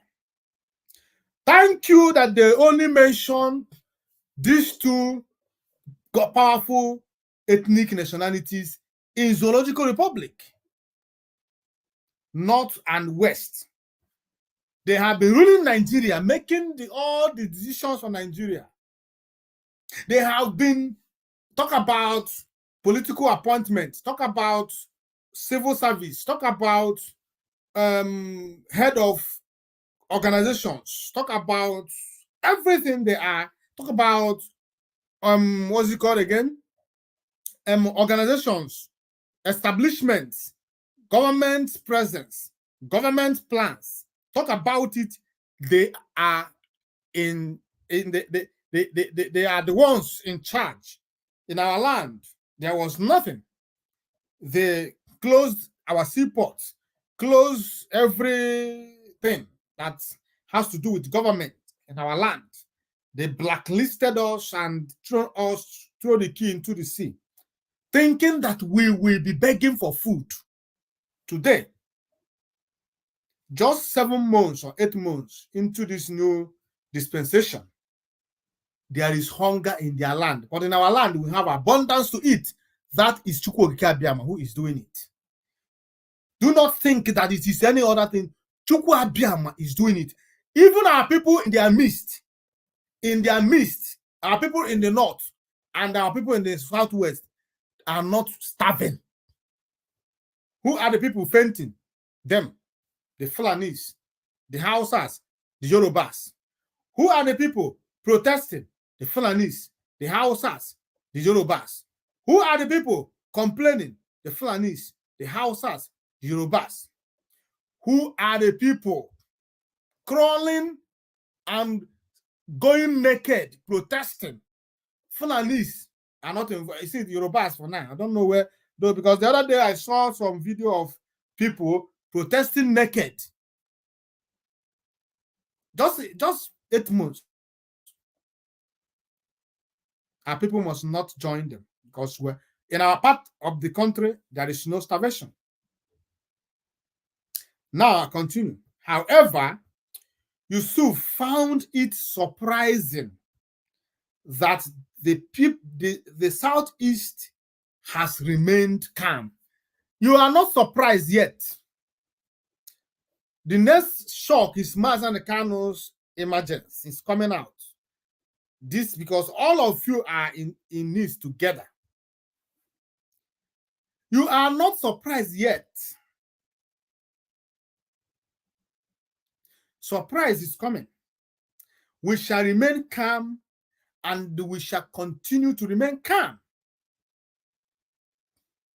Our people, no matter how difficult, no matter how hard it is, before we start to complain, know that no human being again is alive in the north and in the west. Before we cry hunger in our land, know it that in the north, no human being is alive anymore there. It has become that bad. But as of today, in our land, we have abundance to eat. And so shall it remain until Biafra is restored. Now I continue to read. However, Yusuf found it surprising that the Southeast has remained calm. He said, I honestly don't know why the Southeast is quiet, uncharacteristically quiet, but the president needs to find out.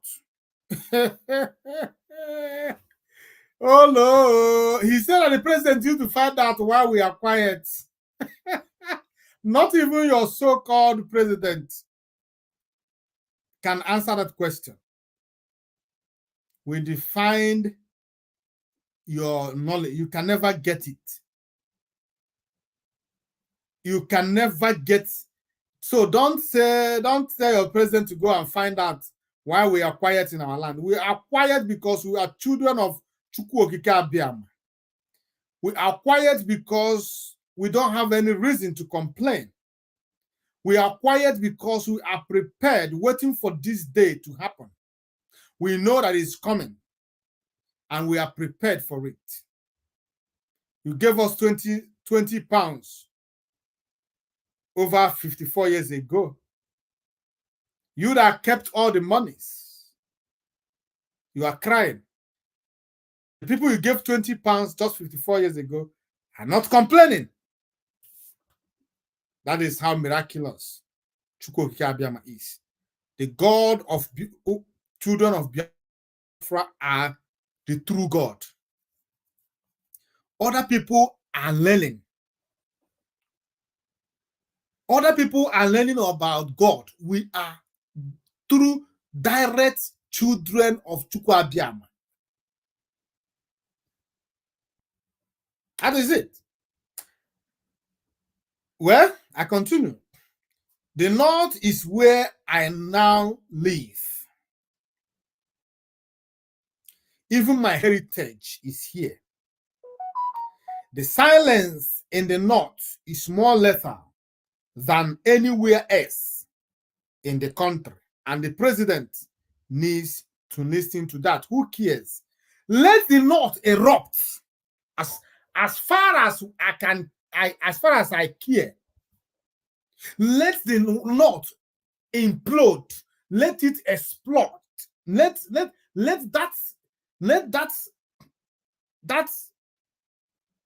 thing that is cooking, let it explode.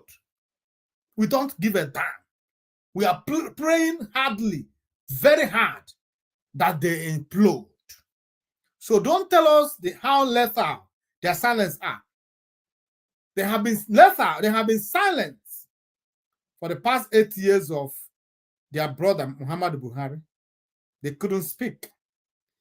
They couldn't voice their displeasure.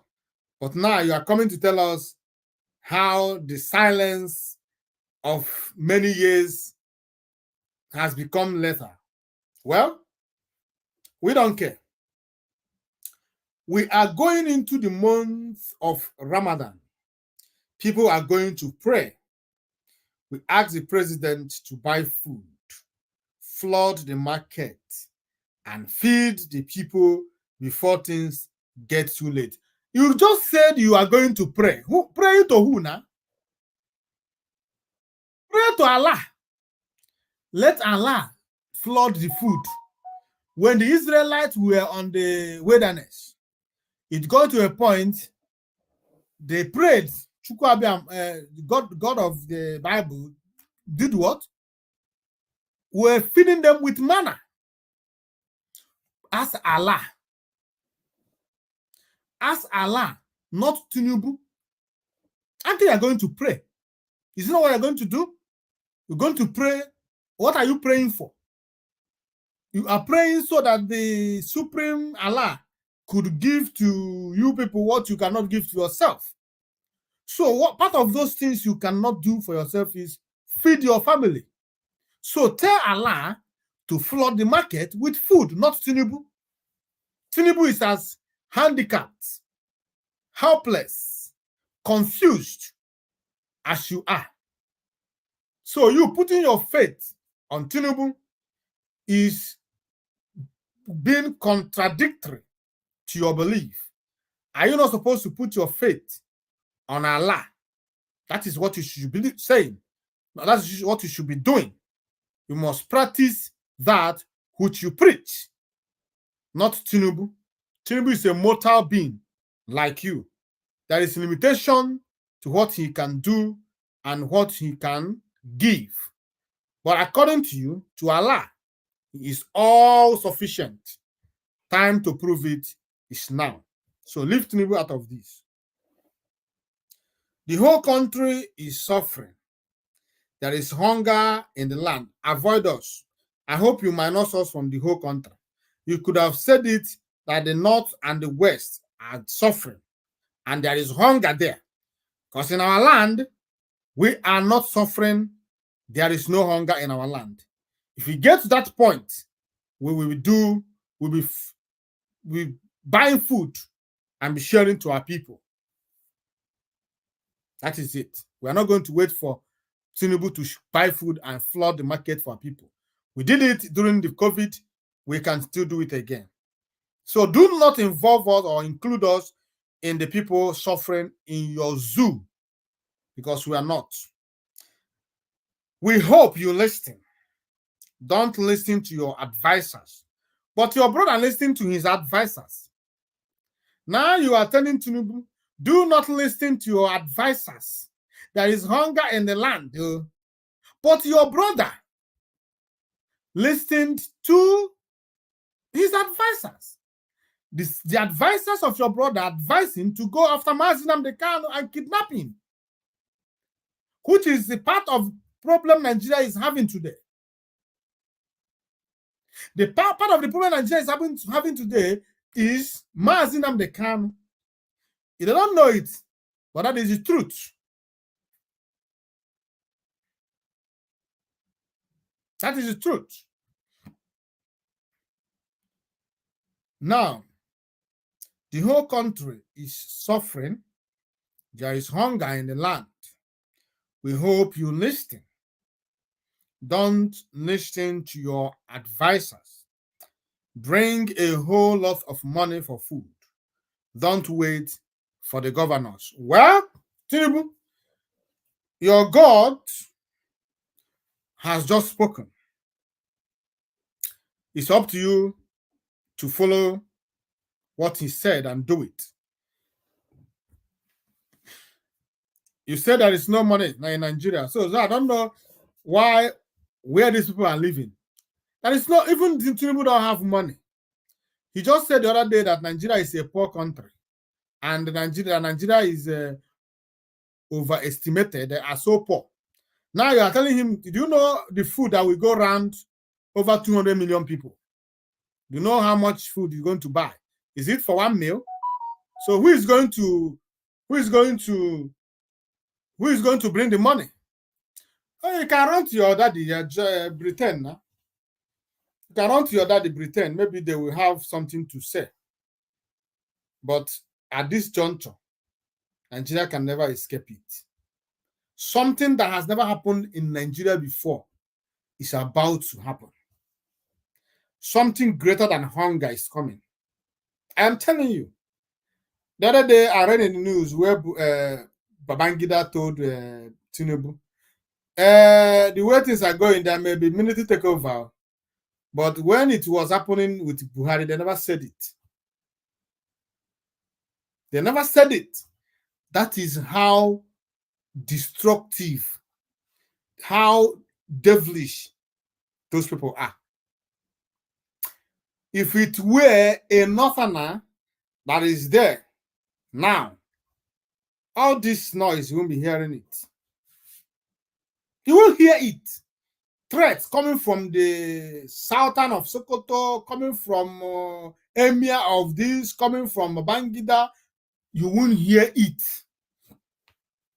For 8 years, Nigerians were crying. The West and the East were crying. They were not crying because it is happening only to them. It's also happening in the North. But what do you ask yourself? Why did they not join them to cry? Why the sudden cry all over the North? Because power has changed hand. This is how the way they will cry, ferment trouble until they take the power back. And everything will be. Remember the days of Jonathan. How they were crying. We are dying, we are dying, Immediately they wrested power from Jonathan and gave it to their brother. All problems solved. After 8 years, they are back on it. But this time around, they will see. Now I want to go back home. I want to play a video for us. I want to go back home.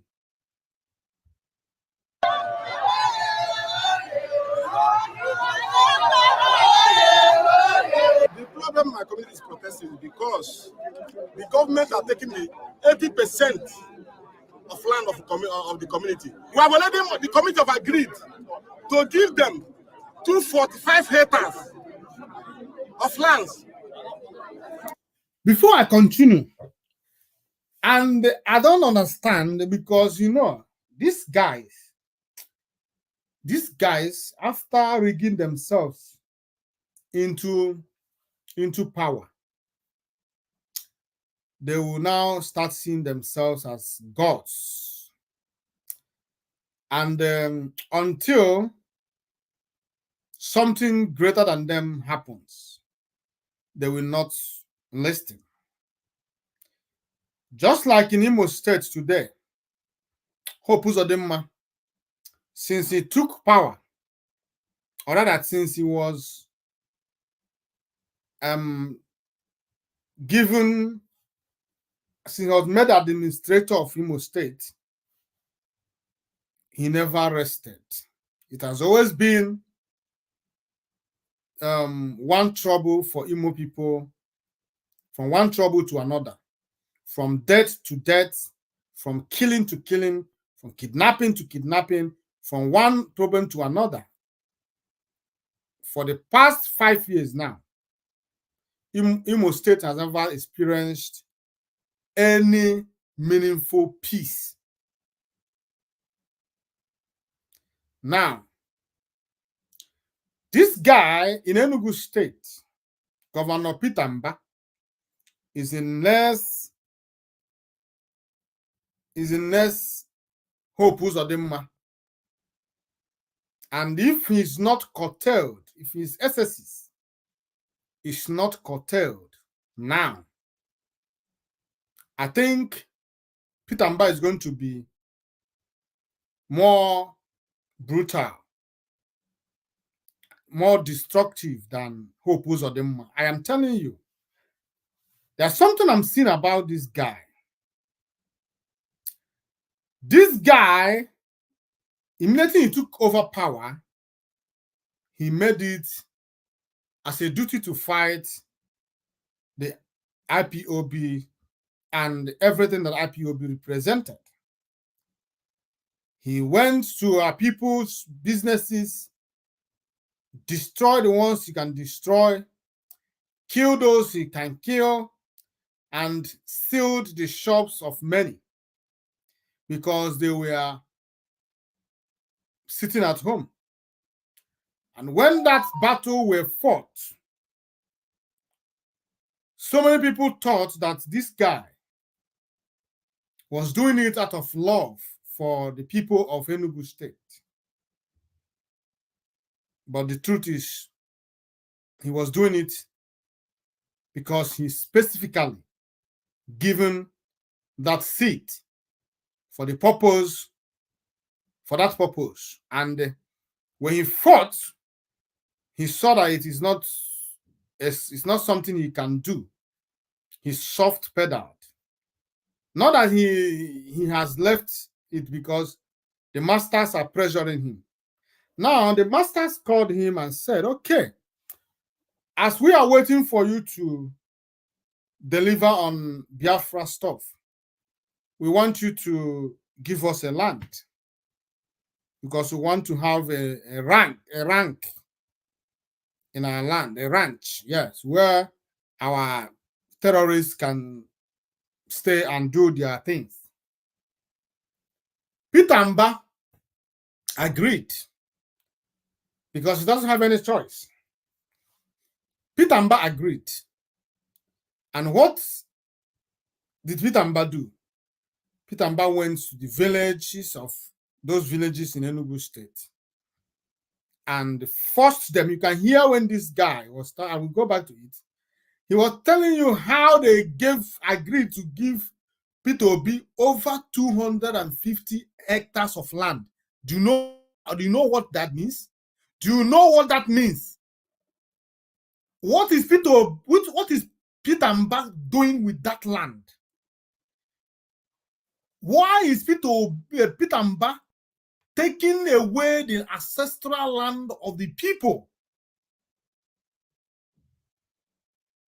Why is he forcefully taking away people's inheritance, and putting their lives in perpetual danger? Now, listen to this video so you understand that we are in for another battle, and that battle is going to start in Enugu State. Where is this thing now? What happened here? I don't like this thing.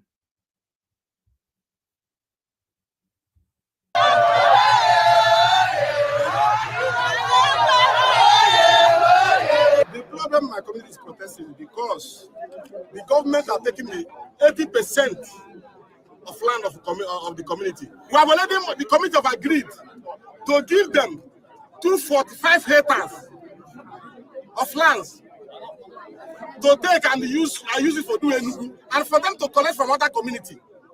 But they refuse. They want to push us out from this our community, and we don't know where they want us to go. So that is why my community is protesting. The government started the demolition.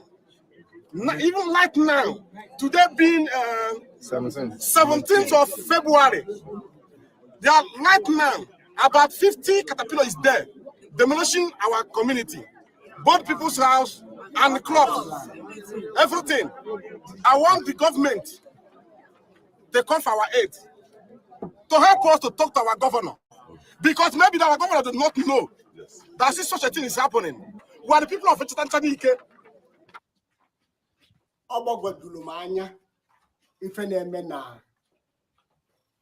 Government Peter Mba. Muno woman not go retirement. Na buy bin chatancha. Anata go retirement for the past 11 years. I want a gratuity akulum manager with ego muna wunya. Well to obelona. I want a bozo unwele naga. Na breto anchulo ona. La benna. And I say quantity within 7 days. Then na yobu ka government rapulo monum makana at the doctor housing contribution I make. Ongoru na anya line. Mbana alo. Kita no alutakwa mono. Asembia abia mark ya by Enugu State government. Naja kwatiye. Anoma yo mother akwatu no. Okay. How one year home mgbe na alu olu for 35 years. Ojo bulo onwe. Okay. Nke ojo ya bu na eji caterpillar akwatu ugbo akpụ agụ ji ndị Nigeria kike egbu tiele ihe ndị herdsmen na-eme n'ugbo pentagare bụ 1,500. Okay, ana akwatu ugbo anyị ọjọgburu onwe alụgidere m ọrụ anya nyebe m nsogbu kịta adị m afụ ụzọ ebe ka m ga-eje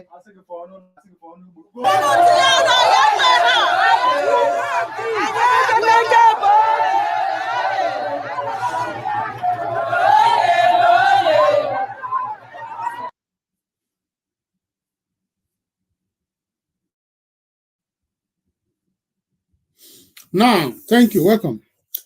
Judge for yourself and ask yourself a question. You look at that man, that old man that was explaining. He told you, after serving his country, his dear country, and retired, they couldn't pay him his gratuity. It was through the money that he was able to save with his wife that he built that house in his own inheritance, in his father's land, the land he inherited from his father. As he see that man, he is partially blind. And he told you it was during the time he was working for Nigeria that he got that eye problem. Remember, if it were to be in Britain, he will never lack in his life. The government of Britain will take care of him. But when it comes to our land, Britain don't want us to enjoy what they are enjoying in their land. Our people, after serving their land, will retire to poverty. The title that is supposed to be given to them the country will deny them completely. They will die miserable and broken. And that is why when I see those people who wants to inherit this country called Nigeria for their children, I see them as the most wicked people in the world. You are so wicked. There is no sacrifices I cannot pay for my children.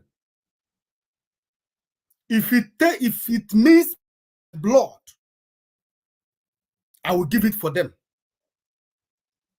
If my blood is what will free my children, I will not think twice to give it. That is the level of love I have for them.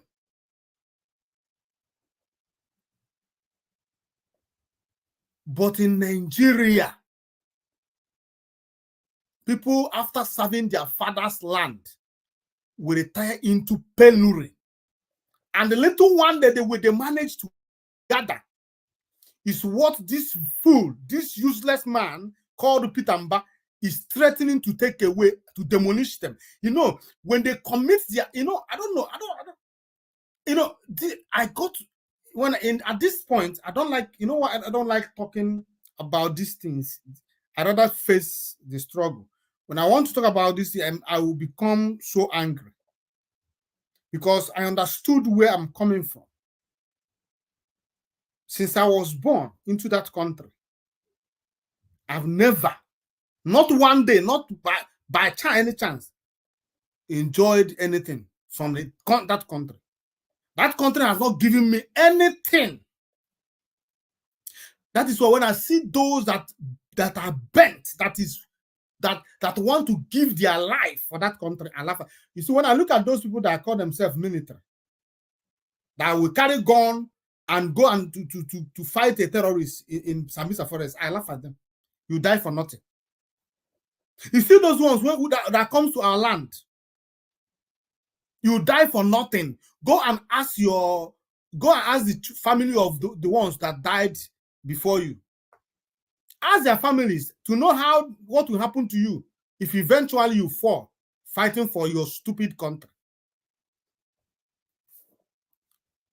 Some of the children of your former colleagues that died fighting for Nigeria, they drowned in Mediterranean Sea, trying to cross to Europe after the death of their father. Nothing. Country their father died for, abandoned them. They started to look for how to change it. What about the country that their father fought for and died for? But you, when they are telling you, I love my country, for 50,000 rands, I mean 50,000 naira a month. If you drop that stupid thing you called gun and go and be hustling in bus stop, won't you make more than 50,000 in a month? Why are you putting your life in danger on a daily basis? The most useless part of it is going to Biafra land to fight against agitators, against people that is standing on equity. Ojiofo Ghana. Ojiofo Ghana. You are coming to fight someone who is in his land, who is not against God or against humanity. You that is, your hands are dented, you have blood in your hand. You that is standing on a faulty foundation is coming to fight him. How do you think you are going to win? That is why people are dying like a chicken in our land. That is why people cannot fight us and win. Pitamba, that man, if after watching that man's video, you still carry on with your intended evil by destroying that structure, you will, in fact, you for conceiving it in your heart, you will never go unpunished. I tell you, and what I'm telling you is not just a word, but a promise. We, the Biafran people, will make sure that you pay. And that land you are trying to grab, it will never work. You can't grab the land of the people. It is not it. What is that you want to build there? There is a way to go about every other thing. You can't just barge into people's land, community, and take away over 80%. These people said you have taken over 80% of their lands. And we saw the cassavas. We saw the farm being destroyed, leveled with caterpillar. There is hunger in Nigeria. What is your plan for Enugu people about this hunger that is in all over Nigeria? What is your plan? What are your plans for the people of Enugu State? What has Peter Mba planned for the people of Enugu State about the hunger wave that is blowing all over the Zoological Republic? Alas, you don't have any plan for them. But the only plan you have is to take away what they have by force. Destroy. Do you know what it takes to build a house in the zoo? Today, a bag of cement stands at the rate of 16,000 naira. Pitamba, after destroying that house, do you look at that man that does not see as someone who has money to buy cement at this rate it is today to build another house somewhere else? Do you even know, have you even asked if he has another land elsewhere? We can never allow to carry out this evil in our land. We, the Biafran people, we never allow you to carry out these atrocities in our land. If you are able to carry out these atrocities in our land, that means that everything we have been saying we are doing nothing. We cannot watch you under our own watch commit this atrocity. It's not possible. The one that Hope Uzodinma is committing, he can tell you, but they tell him. I don't think your own will also be a problem. We have antidotes for all of you foolish, stupid politicians who masquerade yourself as governors, as leaders, or whatever. We know you are not there from the mandate of the people. You are not there because the people wanted you to be there. You are there by choice of your masters. And they're the one who is telling you what to do.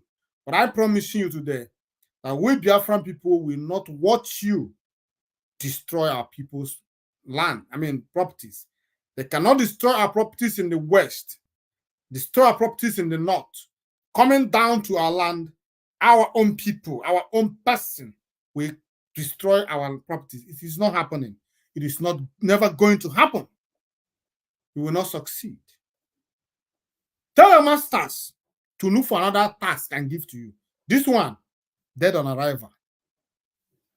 Now, satellite is mounted in Enugu State. The other day, it was given Fulanis a land to do rank or whatever they ranch in our land. What happened to all the land in the north? What happened to all the lands in the north? Do we have lands more than the north? Why would you come to the one we have and take it and give to them? What happened to the one in their land?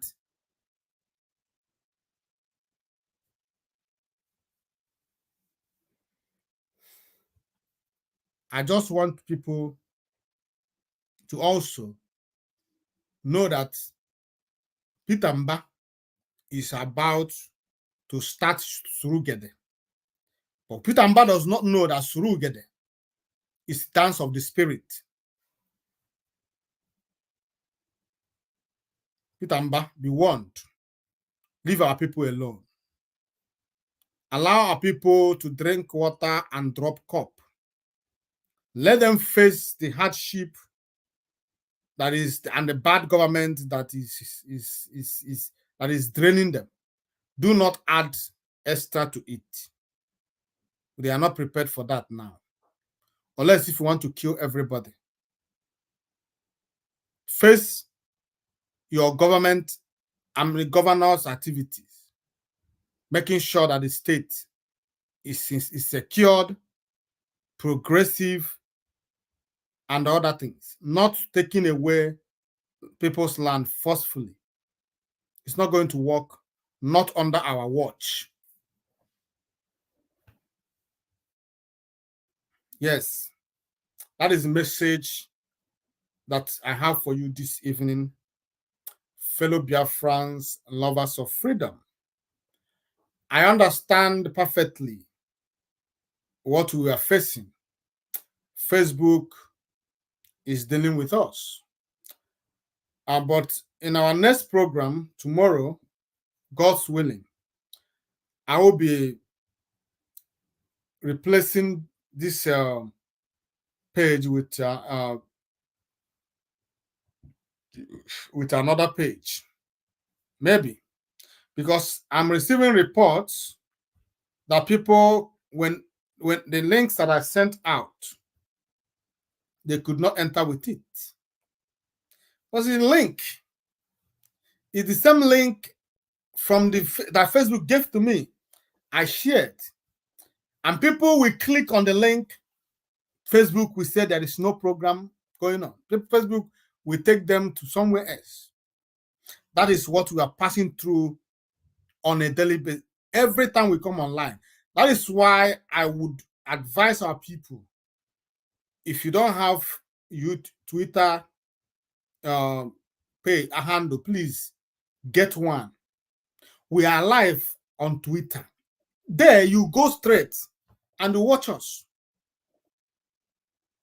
And also, if you don't have a YouTube, I think the best place to view us is on YouTube.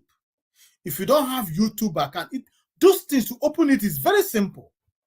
Just at the tip of your finger, you open YouTube, you open Twitter, open it so that when we are live, you can just go straight to YouTube and watch us. We get more views on YouTube than here on Facebook. I have only how many subscribers on YouTube? About 13 subscribers on YouTube. But each time we are live like this, we have over 15 viewers. that viewed us live on YouTube. But in Facebook, that we have over almost 6,000 people, we couldn't get views. Why? Because Facebook is fighting us. They are blocking, they are pulling down they are beating, they are doing everything to make sure that they frustrate us, but they don't know how prepared we are. We can never. In fact, if it is possible, if YouTube is as easy as Facebook to build platform, I would have closed down Facebook and go to YouTube. I'm telling you. But it is not, I cannot go live on YouTube if I don't have up to 1,000 subscribers. That is why I tell our people to subscribe. Subscribe on our YouTube. We need to build it. We need to make our YouTube to come up so that we can avoid this devilish platform called Facebook. They are so useless and they are so animalistic. And Chukwu Okabiama will punish that Mark Zuckerberg. It will not be well with him, wherever he is. He said, son of the devil. Useless man. So please, follow us on YouTube. Very, very necessary. I want you to follow us on YouTube, please. Follow us on YouTube. Follow us on YouTube.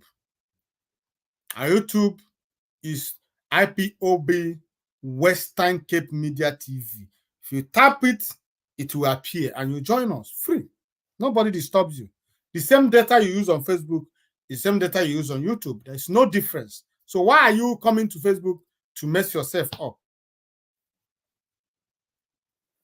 I thank you, lovers of freedom all over the world, for your time this evening. I appreciate you as always, and I love you so much. But Chukwu Abiam, I love you more.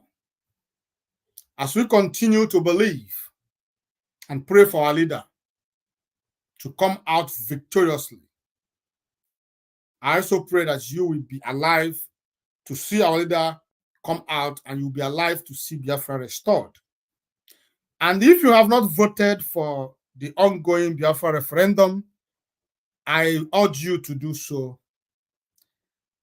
I don't know how to put the link on here. I would have put the link, but I don't know how to. But whichever way, it is not hidden. You can vote from your phone. It's very simple. We need to prove that we are serious. We need to show the world how serious we are about this freedom. We need to show the world how serious we are about this freedom. If you're waiting for America, for United Nations, for Britain to do it, they can't do it for you. Let me tell you what Mazen Kanu said one day.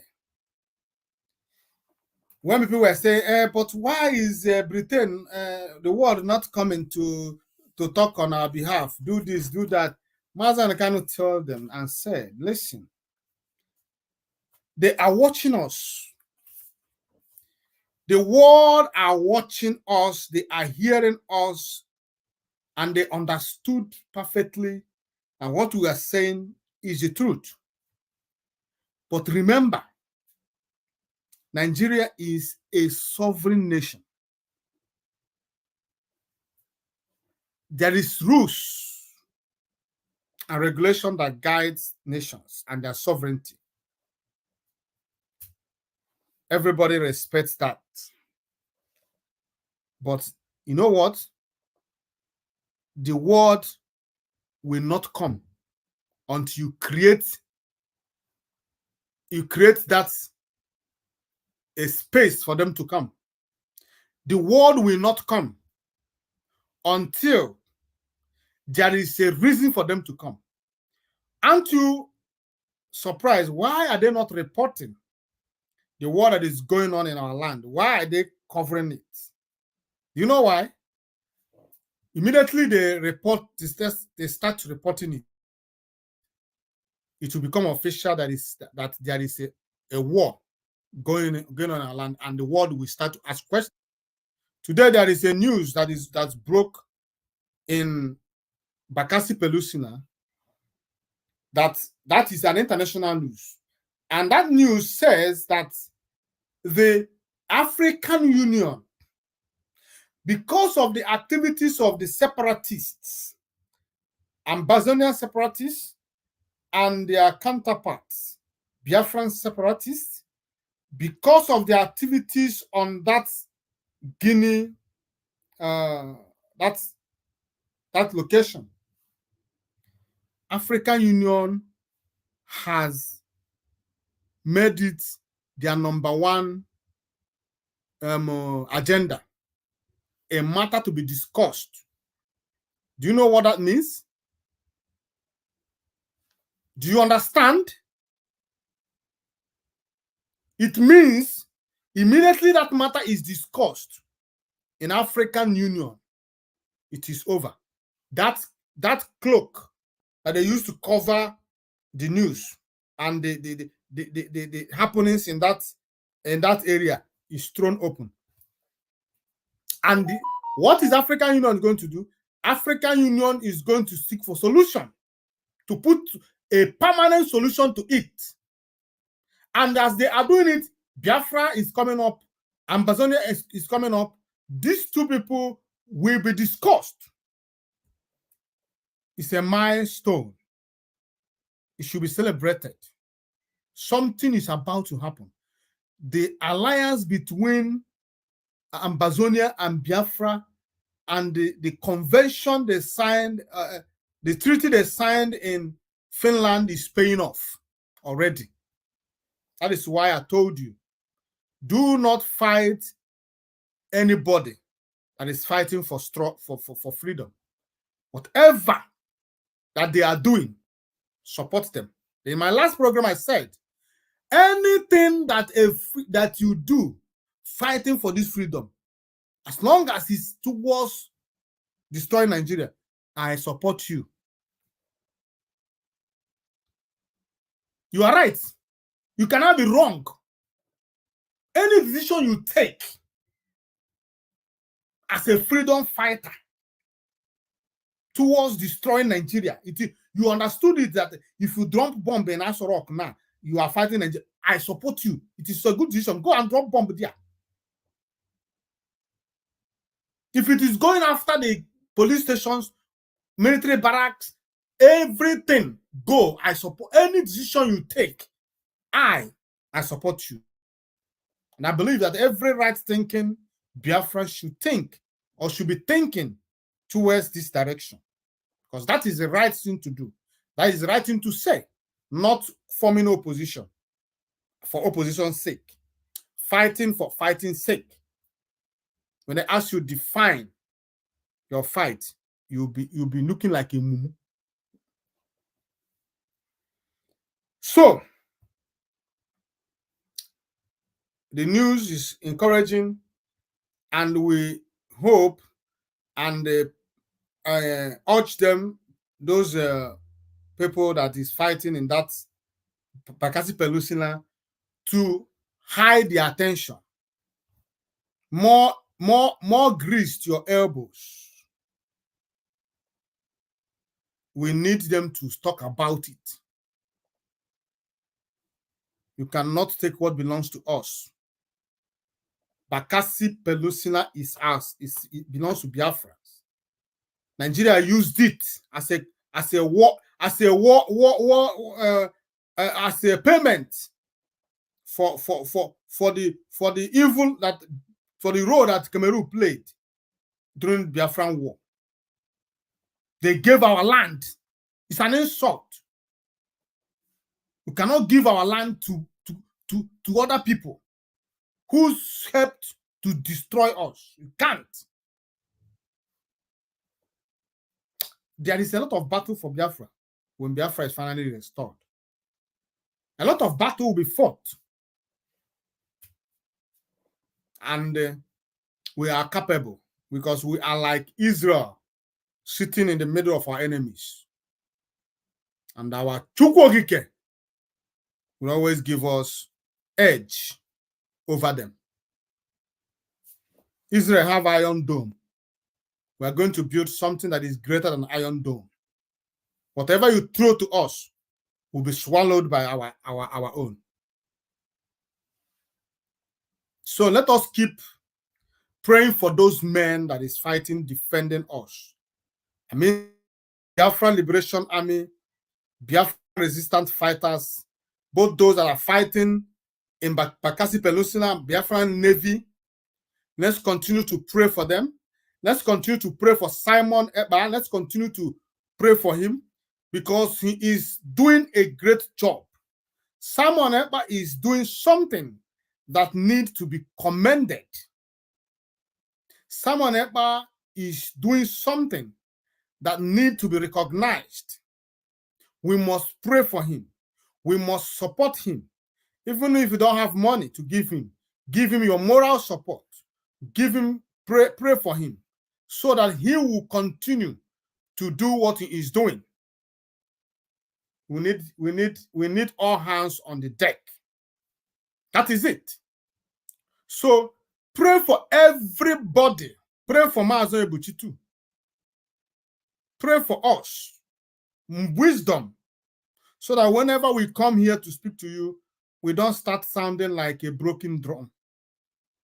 Because after all, if we don't make sense to you, what is the essence of sitting down, watching us for hours? So we need you to pray that Chukwu Abiyama will endow us with wisdom so that we can be able to speak. And fear should be removed. Because a man that is ruled by fear is more or less a woman.